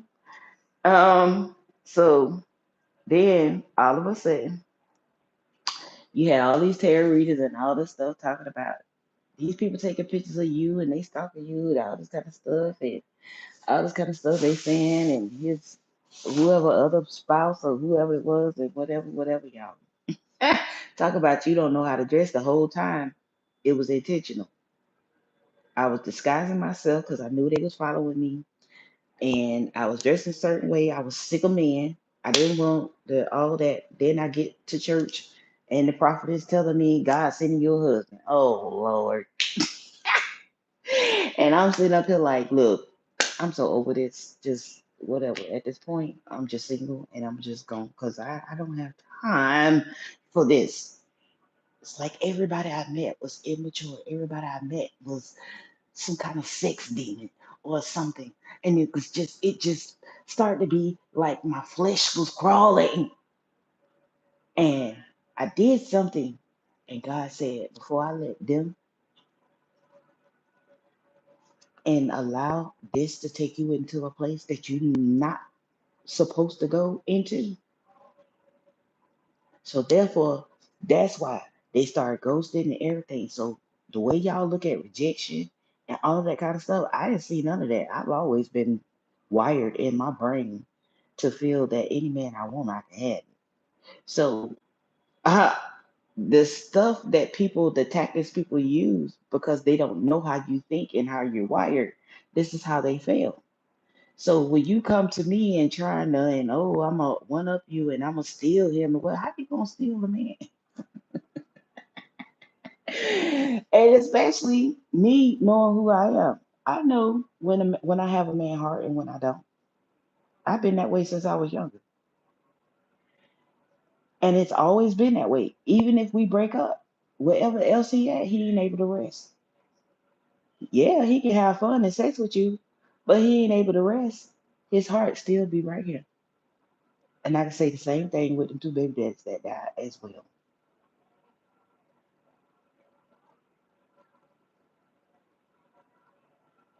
Hmm. So I don't do those type of games and playing with people minds and hearts and stuff like that. You have to be aware. Some people can't take all that. And that's why you see some of these folks in the headline.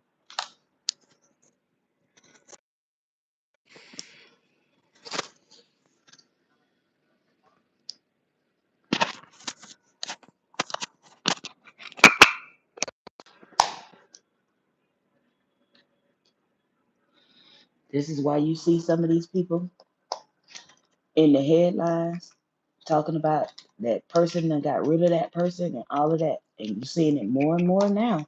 It's got it's become and gotten even crazier. So you have to be careful with yourself and you have to watch how you out here dealing with people and the games that you're playing and all of those kind of stuff. You have to be really careful because these demons ain't playing. No, they in it to win. They in it for a life or death situation. You over here talk about a game,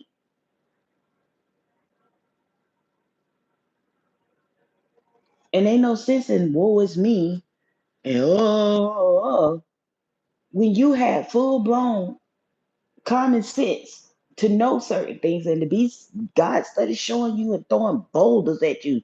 He done left red flags. He throwing boulders and stop signs like boom, brick walls. You keep smacking into it. You still trying to hold on to some God telling you to let go of. Some God telling you it's not for you. Some God telling you, but because you can't control your flesh, feel me? But just saying, I ain't coming to preach to you. This is what God had in the message and whoever's for. So I found myself that it was a better way for me. So even though I was communicating with him the way he wanted me to communicate with him, but the communication that he thought that he was getting, he was giving it to other people, and I knew. To this day, he don't know that. I knew that somebody sent him. I'm not stupid. And from where I was coming from, this is what they didn't know. I knew that that baby girl daddy was sending these men at me. So when she put me on plenty of fish, that was when the thing showed me the baby daddies was viewing my profile and was on there. Um, a couple of exes had done found me on the thing. Um, and God was telling me the whole time. He said, "You sleeping with the enemy." When that's when you know what? I don't know. Maybe it's somebody on here. I don't know. Are you dealing with somebody that you've met online or somebody maybe you're not too sure about or something like that? That's a lot of warfare. That I've been how long I've been sitting here? Because I gotta go eat. I've been sitting here for a good little minute. And even when I put the phone down just now, it shut it cut the broadcast off. Um, whatever relationship it is, it would be wise for you to seek God as to what He wants you to do and what your purpose is, what you're going towards. Because for Him to have me sharing this with you, and then from the little conversation that I was about to have, that would have been like 15 minutes and over here to prolong it to that or whatever, that means that it's meant for somebody.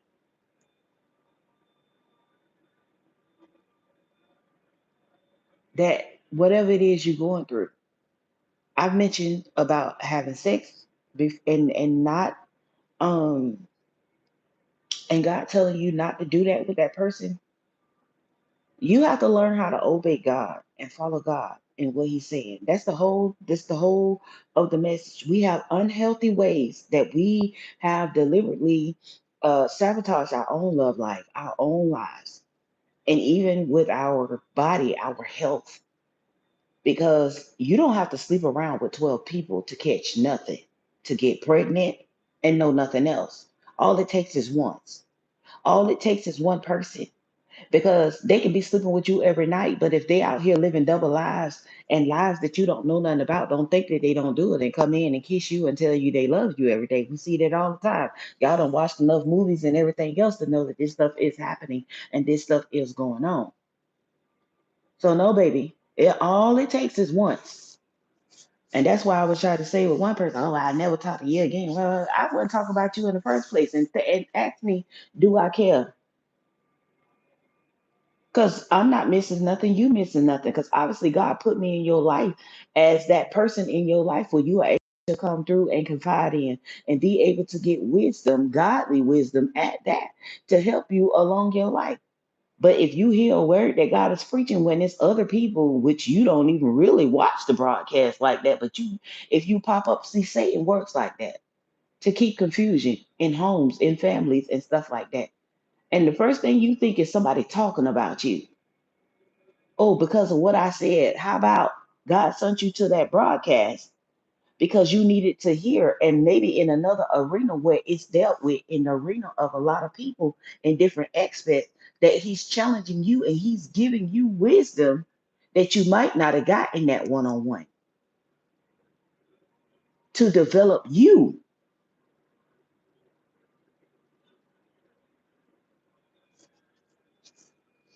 So it's all, like I said, a matter of perspective. But like I told you, these days old with me with this broadcast and stuff, and try to make. I know I don't. It's just, I don't have time for that. God forgive me. And when I'm like this, it's even this. That's what it sounds like. And I'm not being mean. I'm just saying that takes a lot out of me that I have to sit up and I just have to keep, because somebody always in their feelings.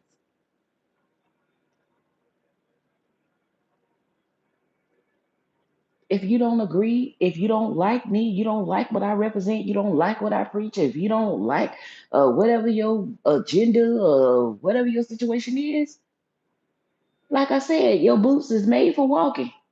And that's just what you need to do. Because if you don't, you keep messing with me, God is going to pounce all over you. Do you understand that? You in dangerous territory.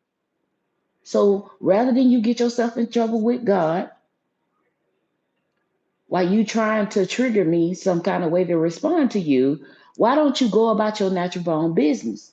But if you want to stay and be on demon time, I'm not afraid of demons. I know just what to do with demons. Because I was called to cast them out and to shut down some stuff. Okay? So I ain't about that life, but I'm about that life. Do you understand that? Okay. So get yourself together, family or not. You here to learn. We're here to learn. I learned from what God brought across here. It helps me. And I thank God for that, because what's the use of you doing all that just like them people, like I said? You ain't helping yourself, you ain't helping nobody else.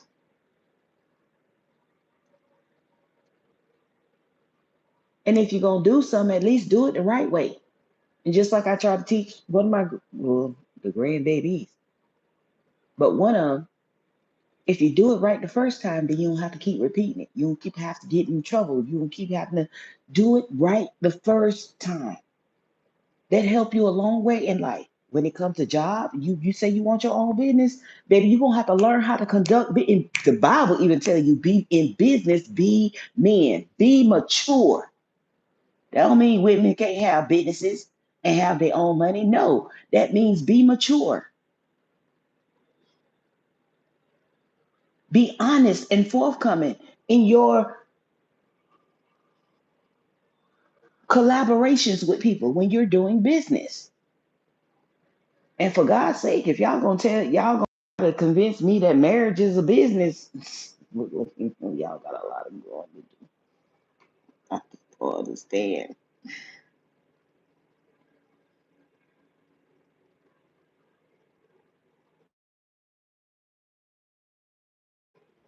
So for me, I just try to relate to people and come down to earth, because I hated that, for people to be talking over my head and all this stuff, trying to thinking they and one up you or whatever. Those things like that, when people don't care about how they deal with you, especially being a mentor or leadership and stuff like that, when that happens to you, that's bridging a sure way for you to fall into traps, whether they be satanic or not,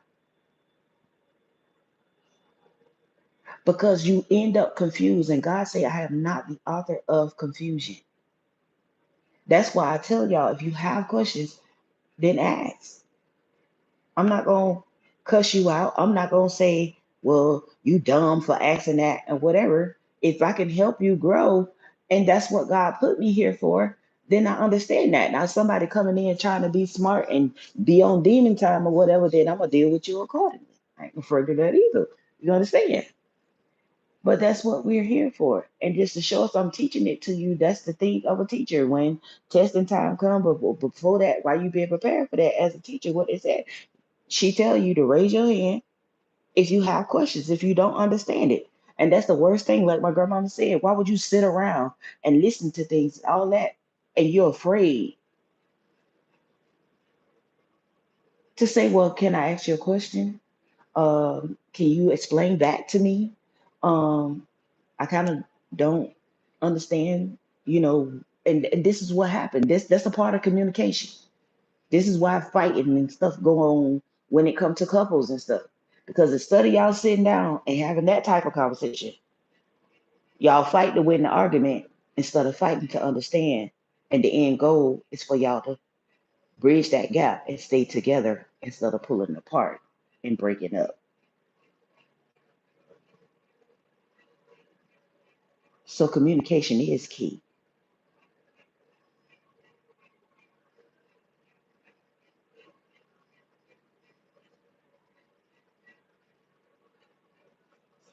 So with communication comes understanding. Because ain't no use to communicating with a brick wall and it won't it's not budging. So all of that conflict, friction, and whatever, that's what you're gonna get when you talk to a brick wall, and that could be a person. You see? So instead of us going around the merry-go-round and look, that was kitty games. I don't have the patience for that right now. I don't have the patience to do all of that right now. So that's why I'm enjoying my single life. Okay? I'm enjoying my single life. I don't have to be bothered with all of that.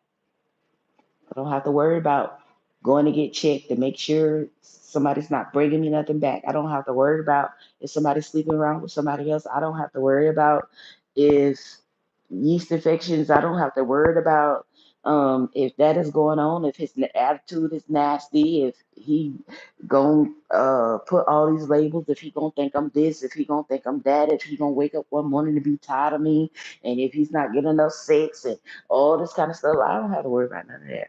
I'm good. Thank you, Jesus. I'm good.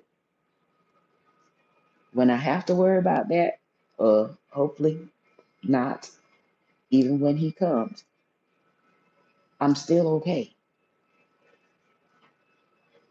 That's not something that I have to just revert my whole life about to be. And what I'm saying is conflict and chaos, because it's a way to discuss anything and to come across without being egotistical and chauvinist and bias and what y'all call women. And with all that nagging Nancy, negative Nancy, all that kind of stuff, I can do without all of that kind of stuff. So all I ask is just in the atmosphere that we be able to have an atmosphere where we're able to get out of it what God want us to get out of it, so we can grow, so we can live our life. It's like I said with the girl and what she was saying about leaving Jesus. You can leave Jesus to be whatever they want to be. And as a matter of fact, it's God is the judge, just in case you didn't know that. But anyway, however you choose to say or do or whatever, that's your podcast. Ask me, do I care?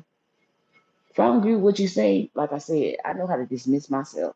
I ain't got to go backwards and forth with you. I ain't got to say nothing mean to you. I don't have to do anything. I'm gonna pray for you and go on by my business. Because it's not my business. And that's your own opinion. Just because you stated it, don't make that as fact. That's your own opinion. When I talk to people, I don't give my opinion. You just heard me say from my personal opinion. And that don't mean that you have to go along with that narrative. But in being in believers arena, and I'm saying this is what God said, then he's established. And he overrules and outrules all of our opinions and feelings. Capiche? So why am I gonna spend all of that to try to it just makes no sense to me. And that's demonic stuff. You be on demon time. Yes, you do. When you sit up and go on people broadcasts doing all that because that's your intentions to keep people in and trying to keep them and keep being frustrated and other kind of stuff so they can come through. Well, I've been through it long enough. Okay. And that is something God built within me because he gave me a relationship ministry, marriage ministry. So when it has to do with communication, even on my jobs, when I was working and stuff, he always put me in those arenas because he was teaching me. I always came into the arenas and somehow it was either younger people or my age group and stuff. People confided in me and couples. I can never get away from it. Couples talking about love and communication and relationships, whether I want to, excuse me, whether I want to or not. It's just always been that way. So I have to flow with God and, and what He tell me, and in all of it, even if somebody not telling you, it's helping other people. It's helping people grow. I don't need nobody to convince me otherwise. God done convinced me of what I need to know. So my thing is to walk in my calling. He say, do the work of an evangelist and make it sure. Okay? Make your calling sure. Let every man be fully persuaded in his own heart. That's not being egotistical. That's me following what God say. When you don't know what he say, that's what make you ignorant and misjudging me and thinking that I'm something that I'm not when I'm walking in the confidence of God that he gave me. And all of you know that. You ain't going to somebody conference and all that, and they're not confident in what they're delivering to you. Did that make sense? I seen somebody comment up under somebody's status and told the lady, and I I observed it, but I didn't say anything to her. But I was observing her and trying to figure out what was going on myself too, because she sounded nervous. She was sounding like, and I was like, at this point, you ain't even convincing me, but I'm still trying to figure out what's wrong with you. She was, I mean, literally, y'all, it was coming through her message. So the person commented confirmation. The person commented to her and said, I don't mean any harm, but may I ask you why do you seem so nervous and you're so fidgety? Is there something wrong? But you know, all y'all be drinking all these coffees and stuff like that. She like to be, because you just never know. But I did like that the person approached the situation without being harsh towards her or anything. But as in their community, everything to them is a spiritual attack. It's warfare. It's this, that. No, the person just said, I just noticed that you seem so nervous. Is something wrong or something going on, or whatever. And I'm just asking, not saying anything bad. I'm just asking why, it just seems like you come across so nervous or whatever. So, you have to understand that as well. Like I said, you could be thinking you so positive and at the same time be a very negative person because that ego stuff can mess us up real bad. Even low ego, low pride, disguised pride. That's what that is. Because long as it's enforced, Everybody need to have an ego. Everything.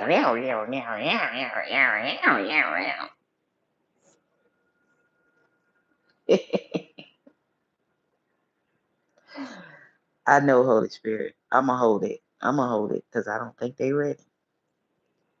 However, I'm gonna let you have it. But one day you gonna hear me break it down to you, and you gonna understand better by and by. Understand it better by and by. Help you out with some things that's going on in your life because of that right there. And when I learned how to look at my own life and see how these things affect my life, that's when I started to grow. That's when I started to have a better understanding and allowing God to come in and say, this is this is what He deemed it, what He established it, instead of me taking my ego and taking pride and all that kind of stuff and trying to, do my own thing. Because as you can see, doing my own thing can get me very far. It did get me very far.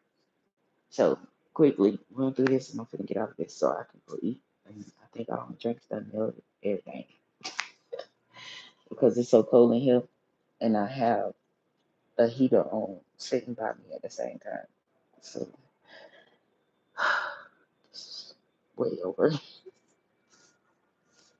When you look at the scenario and the situation that I was saying, the man bridged the foundation. In the first 2 weeks, our first conversation, I had the frustration because I just wanted to get out there. I didn't prejudge him, but I was snappy. Just say that. I was snappy.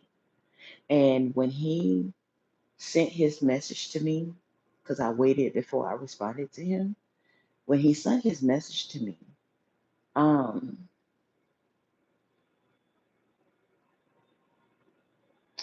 by me being frustrated with the day site, I could tell that he was what his title said in that time. He came across as a very nice guy. Um, I don't know if it was the second thing or whatever. I think he said something to me after that, and that's what brought on. It's like I don't have time for this. So it came off when I responded to him, and immediately the Holy Spirit checked me and said, correct that." So I ended up having to contact him and apologize to him for my attitude because I was just fed up with the date site. And he actually, surprisingly, he didn't respond, and he didn't even take it like she rude. I knew you. I mean, he couldn't miss it because I did. I ain't gonna tell you no lie. Yes, I did. And immediately the Holy Spirit checked me.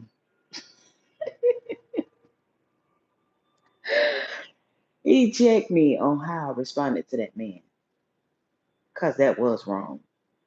And he texted me and said that he was on his way to work, and when he got to work, that he wanted to talk to me. So we started out conversing with one another and whatever. So then, as the time, and I guess he thought he had me in his grasp or whatever, this went over like 7 months. I had never met him in person or anything like that. Um, as that went on in the communication style that I have.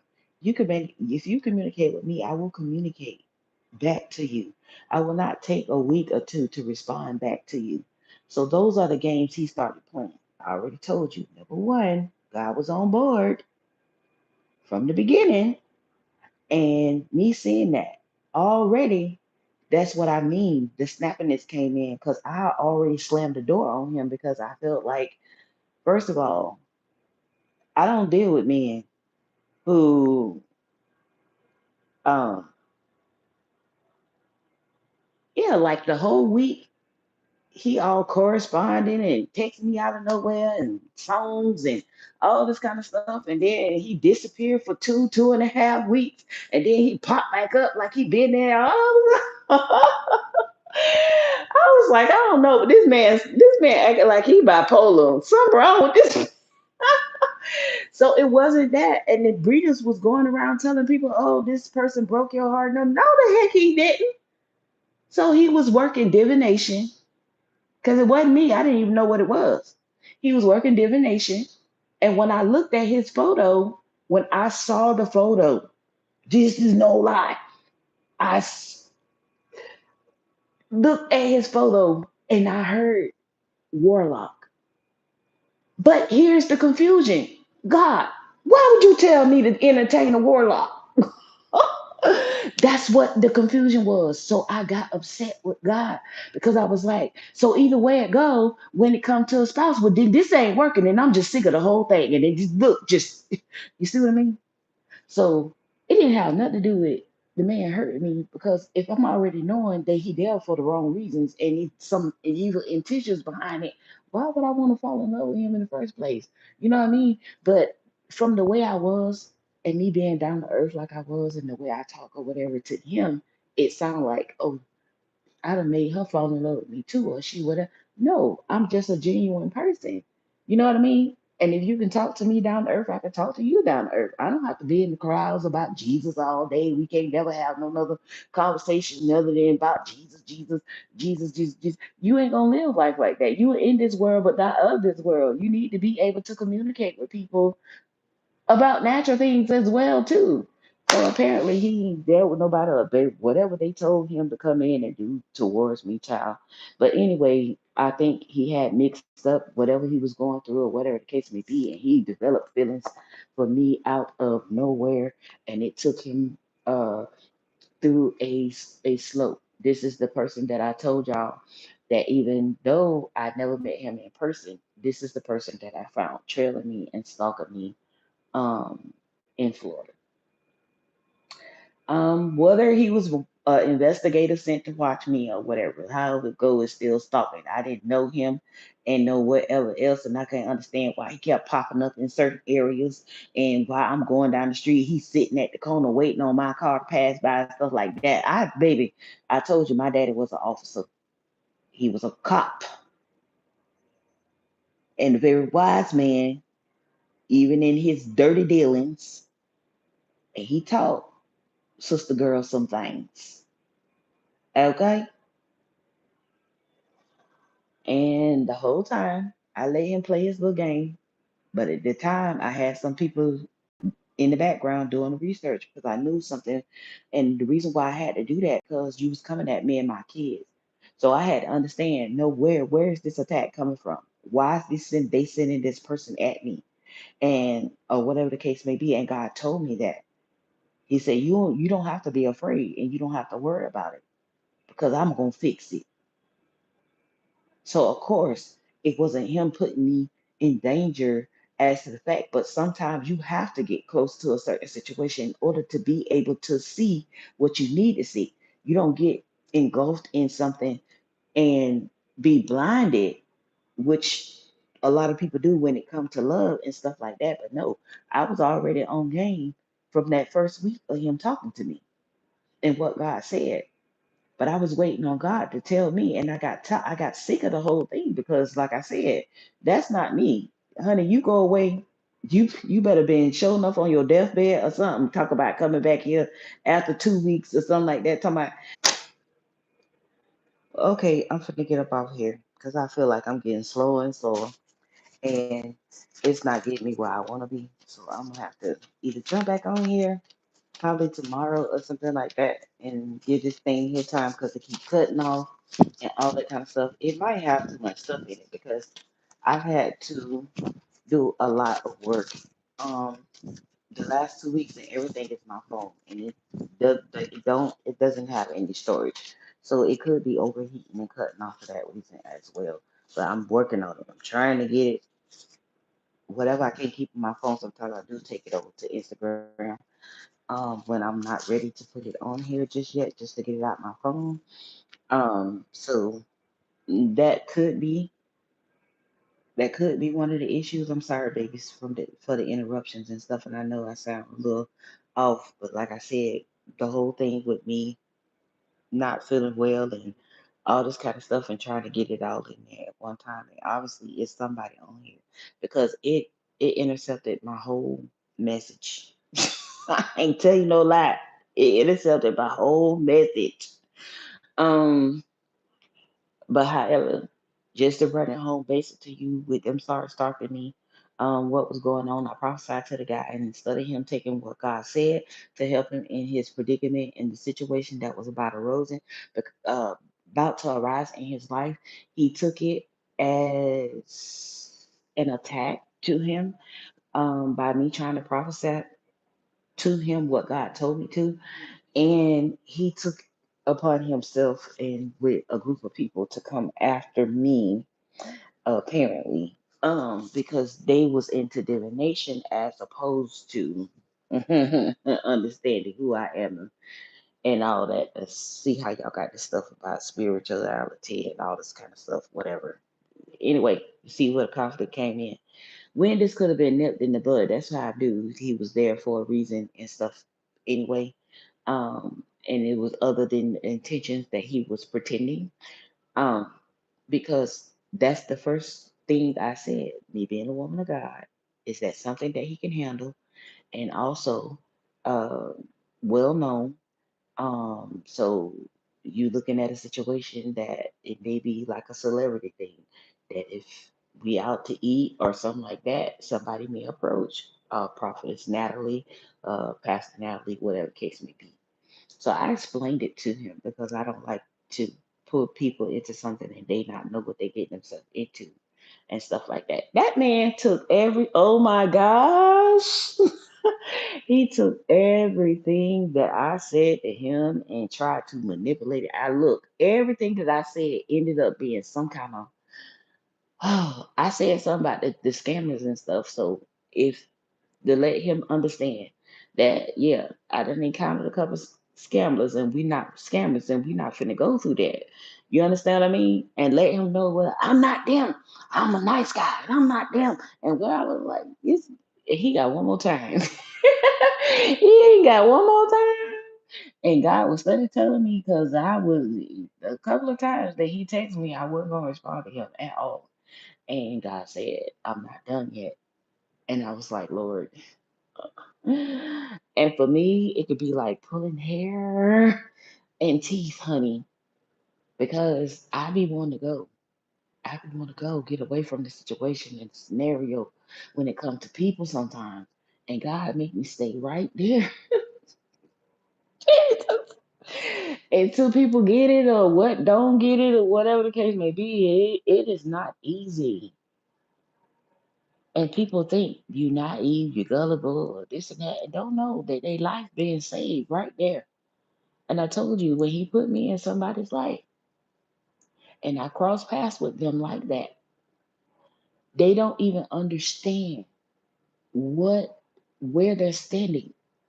And just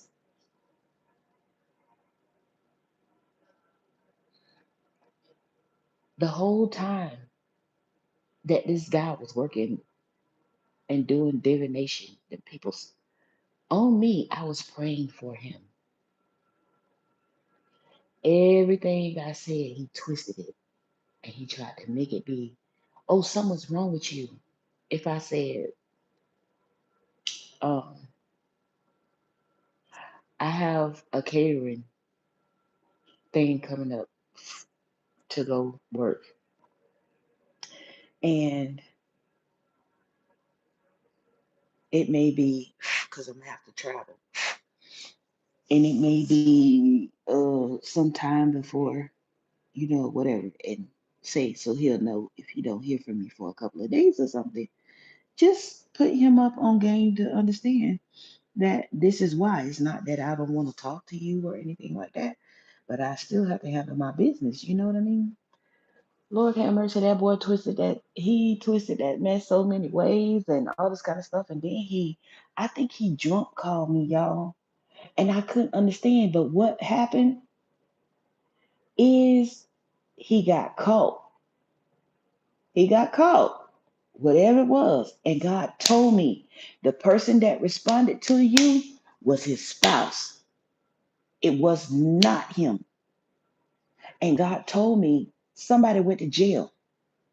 And I was like, okay, no way I'm hearing this. No way that this is okay, God. So what in the world? So after I don't know, I know he wasn't dead at that point because when I was bringing my mom from work, and that's the first time I showed my mom who this person was. He was leaned over on the phone. He was riding down in his truck. He was riding down the street at the same exact time that I was to bring my mother home. So I let my brothers and my uncles know, if you see anybody strange popping up around here, do what you got to do because I'm not going to play when it comes to my mama. So I don't know what sinister, whatever, and whoever or whatever. And see, that's why God allowed me. I had to get to the bottom of who was sending this stuff and what was going on or whatever.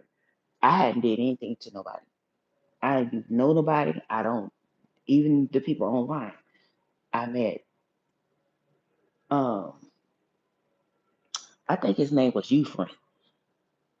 One time on Mother's Day on the public strip that was the Riverwalk in Tampa, and I think we sat out there on Mother's Day because the kid's dad was outside fixing my car, and while he was out there, I had got dressed because it was it was Mother's Day, and me and him was conversing on the phone. I said, well, I don't know. I don't have nothing to do, so I can meet you down at the Riverwalk. So I changed the information. He was introduced to my daughter, so she'll know who it was and all that kind of stuff. And we exchanged to know that when he pulled up in his car and what my car was, because we had never seen each other. Me and him, we had talked over the phone and all that kind of stuff or whatever. I told you I'm really not a video person. So I was really getting on some of their nerves. I was really getting on some of their nerves because they was like, yeah, you want to do a video with me? And I was like, no. So we, I end up meeting him and David, which being with David, I actually surprised David at his job. David had to introduce himself as himself because David, unbeknownst to me at the time when I met him, he had just been released from prison. And it was his birthday, and he was talking to me, and where he worked at was a where you could go see like the movies and stuff like that. And he wanted he wanted to see me, but he by him being on, I think, yeah, he was on parole, and he was scared to tell me about his situation because he thought it was going to scare me away with his situation. I popped up at his job because he was really wanting to see who I was. And he was shocked. He was like, "Oh my God." He couldn't believe it. And he was like, wow, she really looks better than our photos. So me and him really started conversating because we have been through the same thing online. And it's obviously with him being released from prison and stuff like that and all this stuff and being introduced back to the world and look like on the site with the men part, they was having to go with them women, honey. And I was different because he was like, he was like his experience was really bad with the whole thing on there, and he was really enthused, especially with it being an interracial situation. But there was no private meetings or anything like that because he was at work, and I think I started that movie for about, the man tried to give me the money back that I had to pay to get in the movie, in the movie or whatever. And I kept saying, no, no, no, you don't have to give me the money back. What's wrong with you? He was like, just let me pay you back because you shouldn't have to pay to get in here. Next time, just call me to the to the front or whatever the case may be. I said, no, I'm fine. And I think I stayed a little bit for the movie and then I left. And he was tending to his business somewhere else. I just texted him and I said, I think I'm not gonna um stay the whole length of the movie and I'm gonna go. And that's what I did. So how in the world these people start making all these and about these people? I was like, I wasn't in no relationship with them people. I just met them people online on me, and then they hadn't even met me. Yeah, um, and one other person. And like I told you, the Mr. Mario man is a Puerto Rican man. I was trying to open my horizons for like what the prophet had told me or whatever. She was like, it's gonna be different for you, but you're gonna have to be open minded for this relationship because y'all definitely gonna be interested. Ooh, I can't even talk, y'all. However, child, and that's how all of that stuff came about. Because I had told God I didn't want to date black men. Seriously. I was done over. Even when I look at one, I just want to throw up. They just play so many games. They just have so much growing up to do. That, but I quickly learned that men are men, no matter what race they are. But however, that was because that the prophecy was given to me, and I was trying to do things differently in that season of my life to call myself. If you think it's weird, no, it's not. That's what Abraham and his wife did. That's how they came up with Ishmael. They tried to do what God said he was going to do. That's exactly what happened to me. Me leaving my position where God was using me, step out here talking about probably that's the only way I'm going to meet somebody because this church man, it was non-existent. um, and God was like, no, ma'am. That ain't what I called you to, and we gonna do this my way. So I had asked God because I didn't know I'd been in a relationship basically with the same person for all that time, whatever being out there and knew whatever ain't nothing new, but things got worse. Um, as the times, you know what I mean? And I had to be exposed to that in order for me to understand what they was doing and what was coming on and what I was finding out that those people was using divinations and stuff like that. But when it came to what God alarmed me to when I met that person, it was God showing me that whenever that cycle started it and he broke it down to me, I wrote it. It's in one of these prophetic books around here somewhere. But I wrote it down because it was so interesting how God broke that down to me about relationships. And He said, now, before you start anything, beware of this. And He let me know the first 3 weeks of that relationship that you establishing that y'all gonna be in a relationship. You start the courting phase or whatever the case may be. You are now um, laying the foundation for that relationship. So anything that's manipulative, with the wrong intentions of motive, they have to come forth. Nothing hidden. Everything that's hidden will be exposed. Just period. So when we do that, we have unhealthy ways of it has nothing to do with law of attraction. These are things that you are allowing because this is what you've been conditioned. And until you change that, you're gonna just keep repeating that same thing. And it does not matter whether you saved or you not saved, whether you using your gift or whether you not using your gift, whether you call yourself chosen, spirituality, and whatever else you want to, honey, there's evil. People gonna come your way, and there's good people gonna come your way. The anointing tracks both. It attracts both. So law of attraction, you could just cut it up and throw it away. It attracts both. All these people was after Jesus. Look at all it looked like he attracted more evil coming after him and in his vicinity than he did people who actually okay plotting to take his life and all kind of stuff. So it's about being realistic and having realistic expectation. Stop putting all these stamps and labels and all these conditions on people and stuff that you ain't gonna even reach your own self. They people, they humans just like you are. You have things that you have to grow and you have to go through in the same thing. And if you sit over here and you stay in your head being overthinking or whatever, the deal with overthinking, if you're a person like that, to get a grip on that, you have to learn how to deal with you. First of all, you have to learn how to deal with you and disciplinary. That means when you have these thoughts that be coming to you and causing you to overthink, because there's fear at the base of everything that you keep overthinking about, it's called fear. That's the seed.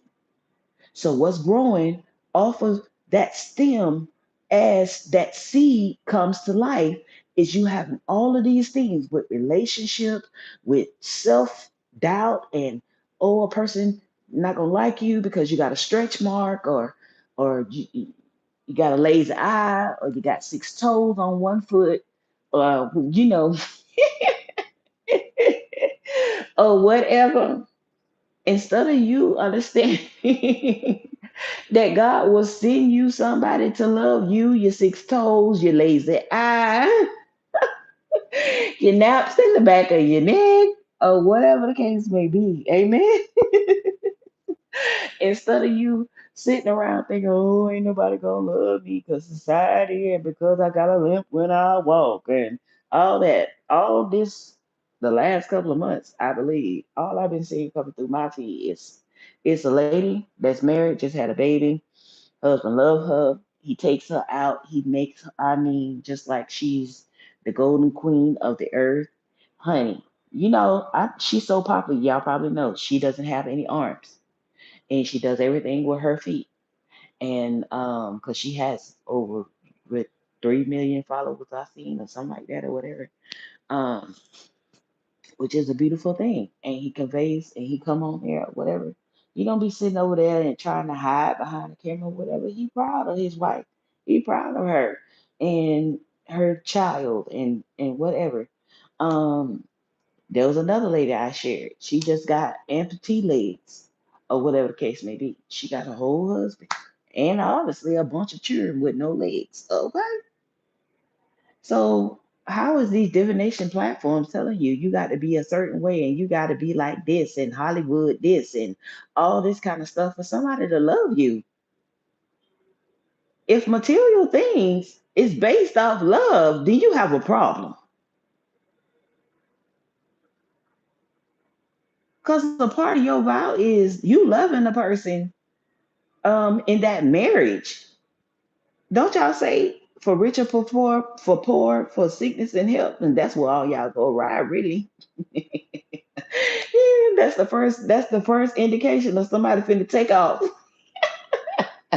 in sickness and in health.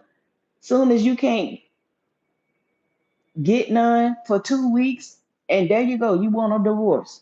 Oh, as soon as he start working over hours, you claim you want a 5 bedroom home and a big old pool and a 6 car garage and all of this and this and that and this and this and that. You gonna sit your old crazy stuff there. That man gotta work. You want a broke man or you want a man who's gonna be able to provide? Which one is it? And every time he look up, he can't be in a meeting without here you go blowing up his phone. Why you not answering me? Why you not, baby? I'm in a meeting. He answered you in 10 minutes. I'm going to call a psychic. What? I mean, at some point, I mean, you got to level up in your thinking. You got to grow up. You got to get rid of that mentality. That man needs space to breathe. He needs room to be himself. He need to be able to. watch the game or something, whatever he liked to do. Even in my younger stages, that's why my daughter's dad loved me for so much, because actually the first baby dad, he did that. He always, even though, because he noticed that with my grandmother that I didn't have that childhood, but actually he had a good side to him too, that he was really protective over me. Time he was messed up. And he would teach, he taught me how to drive. I think I was 15, 14, 15, something like that, driving a standard shift or whatever. Um, it was a whole lot of things he took me to experience. I started getting into classic cars and things like that. I love classic cars. Hooking up music and stuff like that. I used to sit out there and DJ for my grandmama them, listen at Rolls Royce, Marvin Gaye, all of them, and they be sitting out there. Child, I probably was about 9. Done went in there and learned how to put wires and speakers and all that stuff together. Y'all, seriously. See, people had lives before they ever got into church, apparently. But those things laid foundations along the way in my life, and they became monuments for me to be able to grow and establish certain things. You know what I mean? So even with him, and I seen how he needed to be while he was in the military. He needed to be free when he got kicked out of the military. I seen how he had to deal with that, and he felt like it was a failure for him in life. And the first thing I did, gassed us up. We went to Daytona. We went to see the classic cars and all that. Got out there. What you call those? The cars that you get in and you drive or whatever, like Grand Prix or whatever. Um, and it was one of them that he wanted to do. I wasn't finna do that, but I brought him there, and he had a field day, and he was just like, "Thank you, thank you." I didn't judge him for being, yes, I know you're a man, but he needed to let that child, release that child out of him, and we just had fun. And that's just how it was in our relationship. We can get in the car, we can drive the highway, and we listening at the music or whatever. Even when I got saved, it didn't have to be sex. It was and him just sitting up under me or whatever the case may be. My mama tell you that. And you know what I mean? But it's about you, and that's what he told his mom when he finally did speak up to his mom. He said, "I love her because she good with the feelings." Y'all have to eat. He's from New York, y'all. And he didn't say it rude to her, but it was funny when he finally stood up for me. He said, "No, you gonna sit right here and hear what she has to say. Don't get upset. She's still my mom and everything. I'm gonna hear her out, but I'm also gonna let her know today that I do love you. And you're not trying to get money. You're not trying to, which you ain't have none anyway." You know what I mean? And she making all these false assumptions. She even went to the point to tell him she had a dream that I was gonna get him killed and all this kind of stuff if he started dating me or whatever. We looked at each other like, what in the smithereens? And you know when she released that, and I hate to say it, I'm just telling you, that's why you moms and whoever be getting in folks' relationship. All right, that's it. All right, all right, that's it. So I'm gonna close this out here. And what I was saying, because it probably kicked some of y'all off of here. When you hear the message, just know I apologize. But it's probably just gonna keep doing this, so it's best for me to do this another time, and it just keep prolonging the hours, the time, and all that. And I need to go eat. Um, However, tell you real briefly, and what he knew, um, God was sending to him to be his wife, to be the woman in his life. And I don't know who lies and who be reading what or whatever, but that boy knew that from the beginning. He told me that from the beginning. He already knew I was the one. When God told me not to mess over him because I was street smart, he was book smart. And he tried to hide behind Harlem Renaissance and all that kind of stuff. But I was able to see through him like none other. To this day, I'm still that way. Whatever he's feeling, whatever he's going through, or whatever, and I have a way. He and I had a way with each other that whatever it was, when he wasn't talked to other women, that he was able to come to me and be able to confide in me. That things I never went and told his mom. I never went, even like I said, even my daughter, and she's 20 something. Um, it's just now, even in some of these broadcasts, to hear me open up to even talk about her dad, not in a negative way or whatever, about what we've been through and stuff like that. But other than that, no, I've never even raised my kids to disown or dislike their dads. In front of me, it don't matter how old they get. To this day, they know not to disrespect their fathers in front of me. Either well, the one that's still living. Anyway, um, but it becomes a real challenging at some point. And he finally stood up to his mom and let his mom know that I love her because she's good with the feelings. She cares about me. She cares about how I feel. It's not just about her. It's not just about, what she wants and stuff. And I did. For some reason, out of everybody else, I didn't do that with other people. But with him, I really was patient with him. I took time for him. I had kids, he didn't have kids. We were at what, 19, 20, 19, 20 years old, something like that. Um, and I had already had, yeah, I just had my third. I met him when my third oldest she was 5 months old. She was a little butterball. She was 5 months old. And from that day, I knew I was his first love. I knew some other things he would confess to me as well. And it was that way. And at one point, I thought he was a little too slow for me, like nerdy or whatever. But the Lord was like, don't do him wrong. I put you in his life for a reason. So I don't deal with people who tell me, and those readings and stuff, they're so negative. They are so negative because that's a one-sided narrative. And just because somebody was thinking, and then it's a past, they call themselves past, present, future, bull crap, or whatever. You don't know whether they speak in past tense or whatever. Even when they say it, you don't know from the realm that they coming from. And that's why I don't listen to them like that, because if I did, I would be angry all the time. And all they do is just repeat what happened 20 years ago, like 10 years ago and stuff. My mentally, y'all, I'm sorry, and it ain't to deter nobody or whatever, but me mentally, I can't be friends with people like that.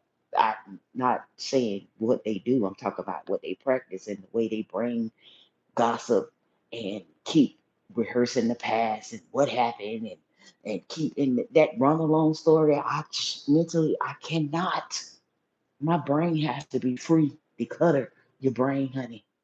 Let it go.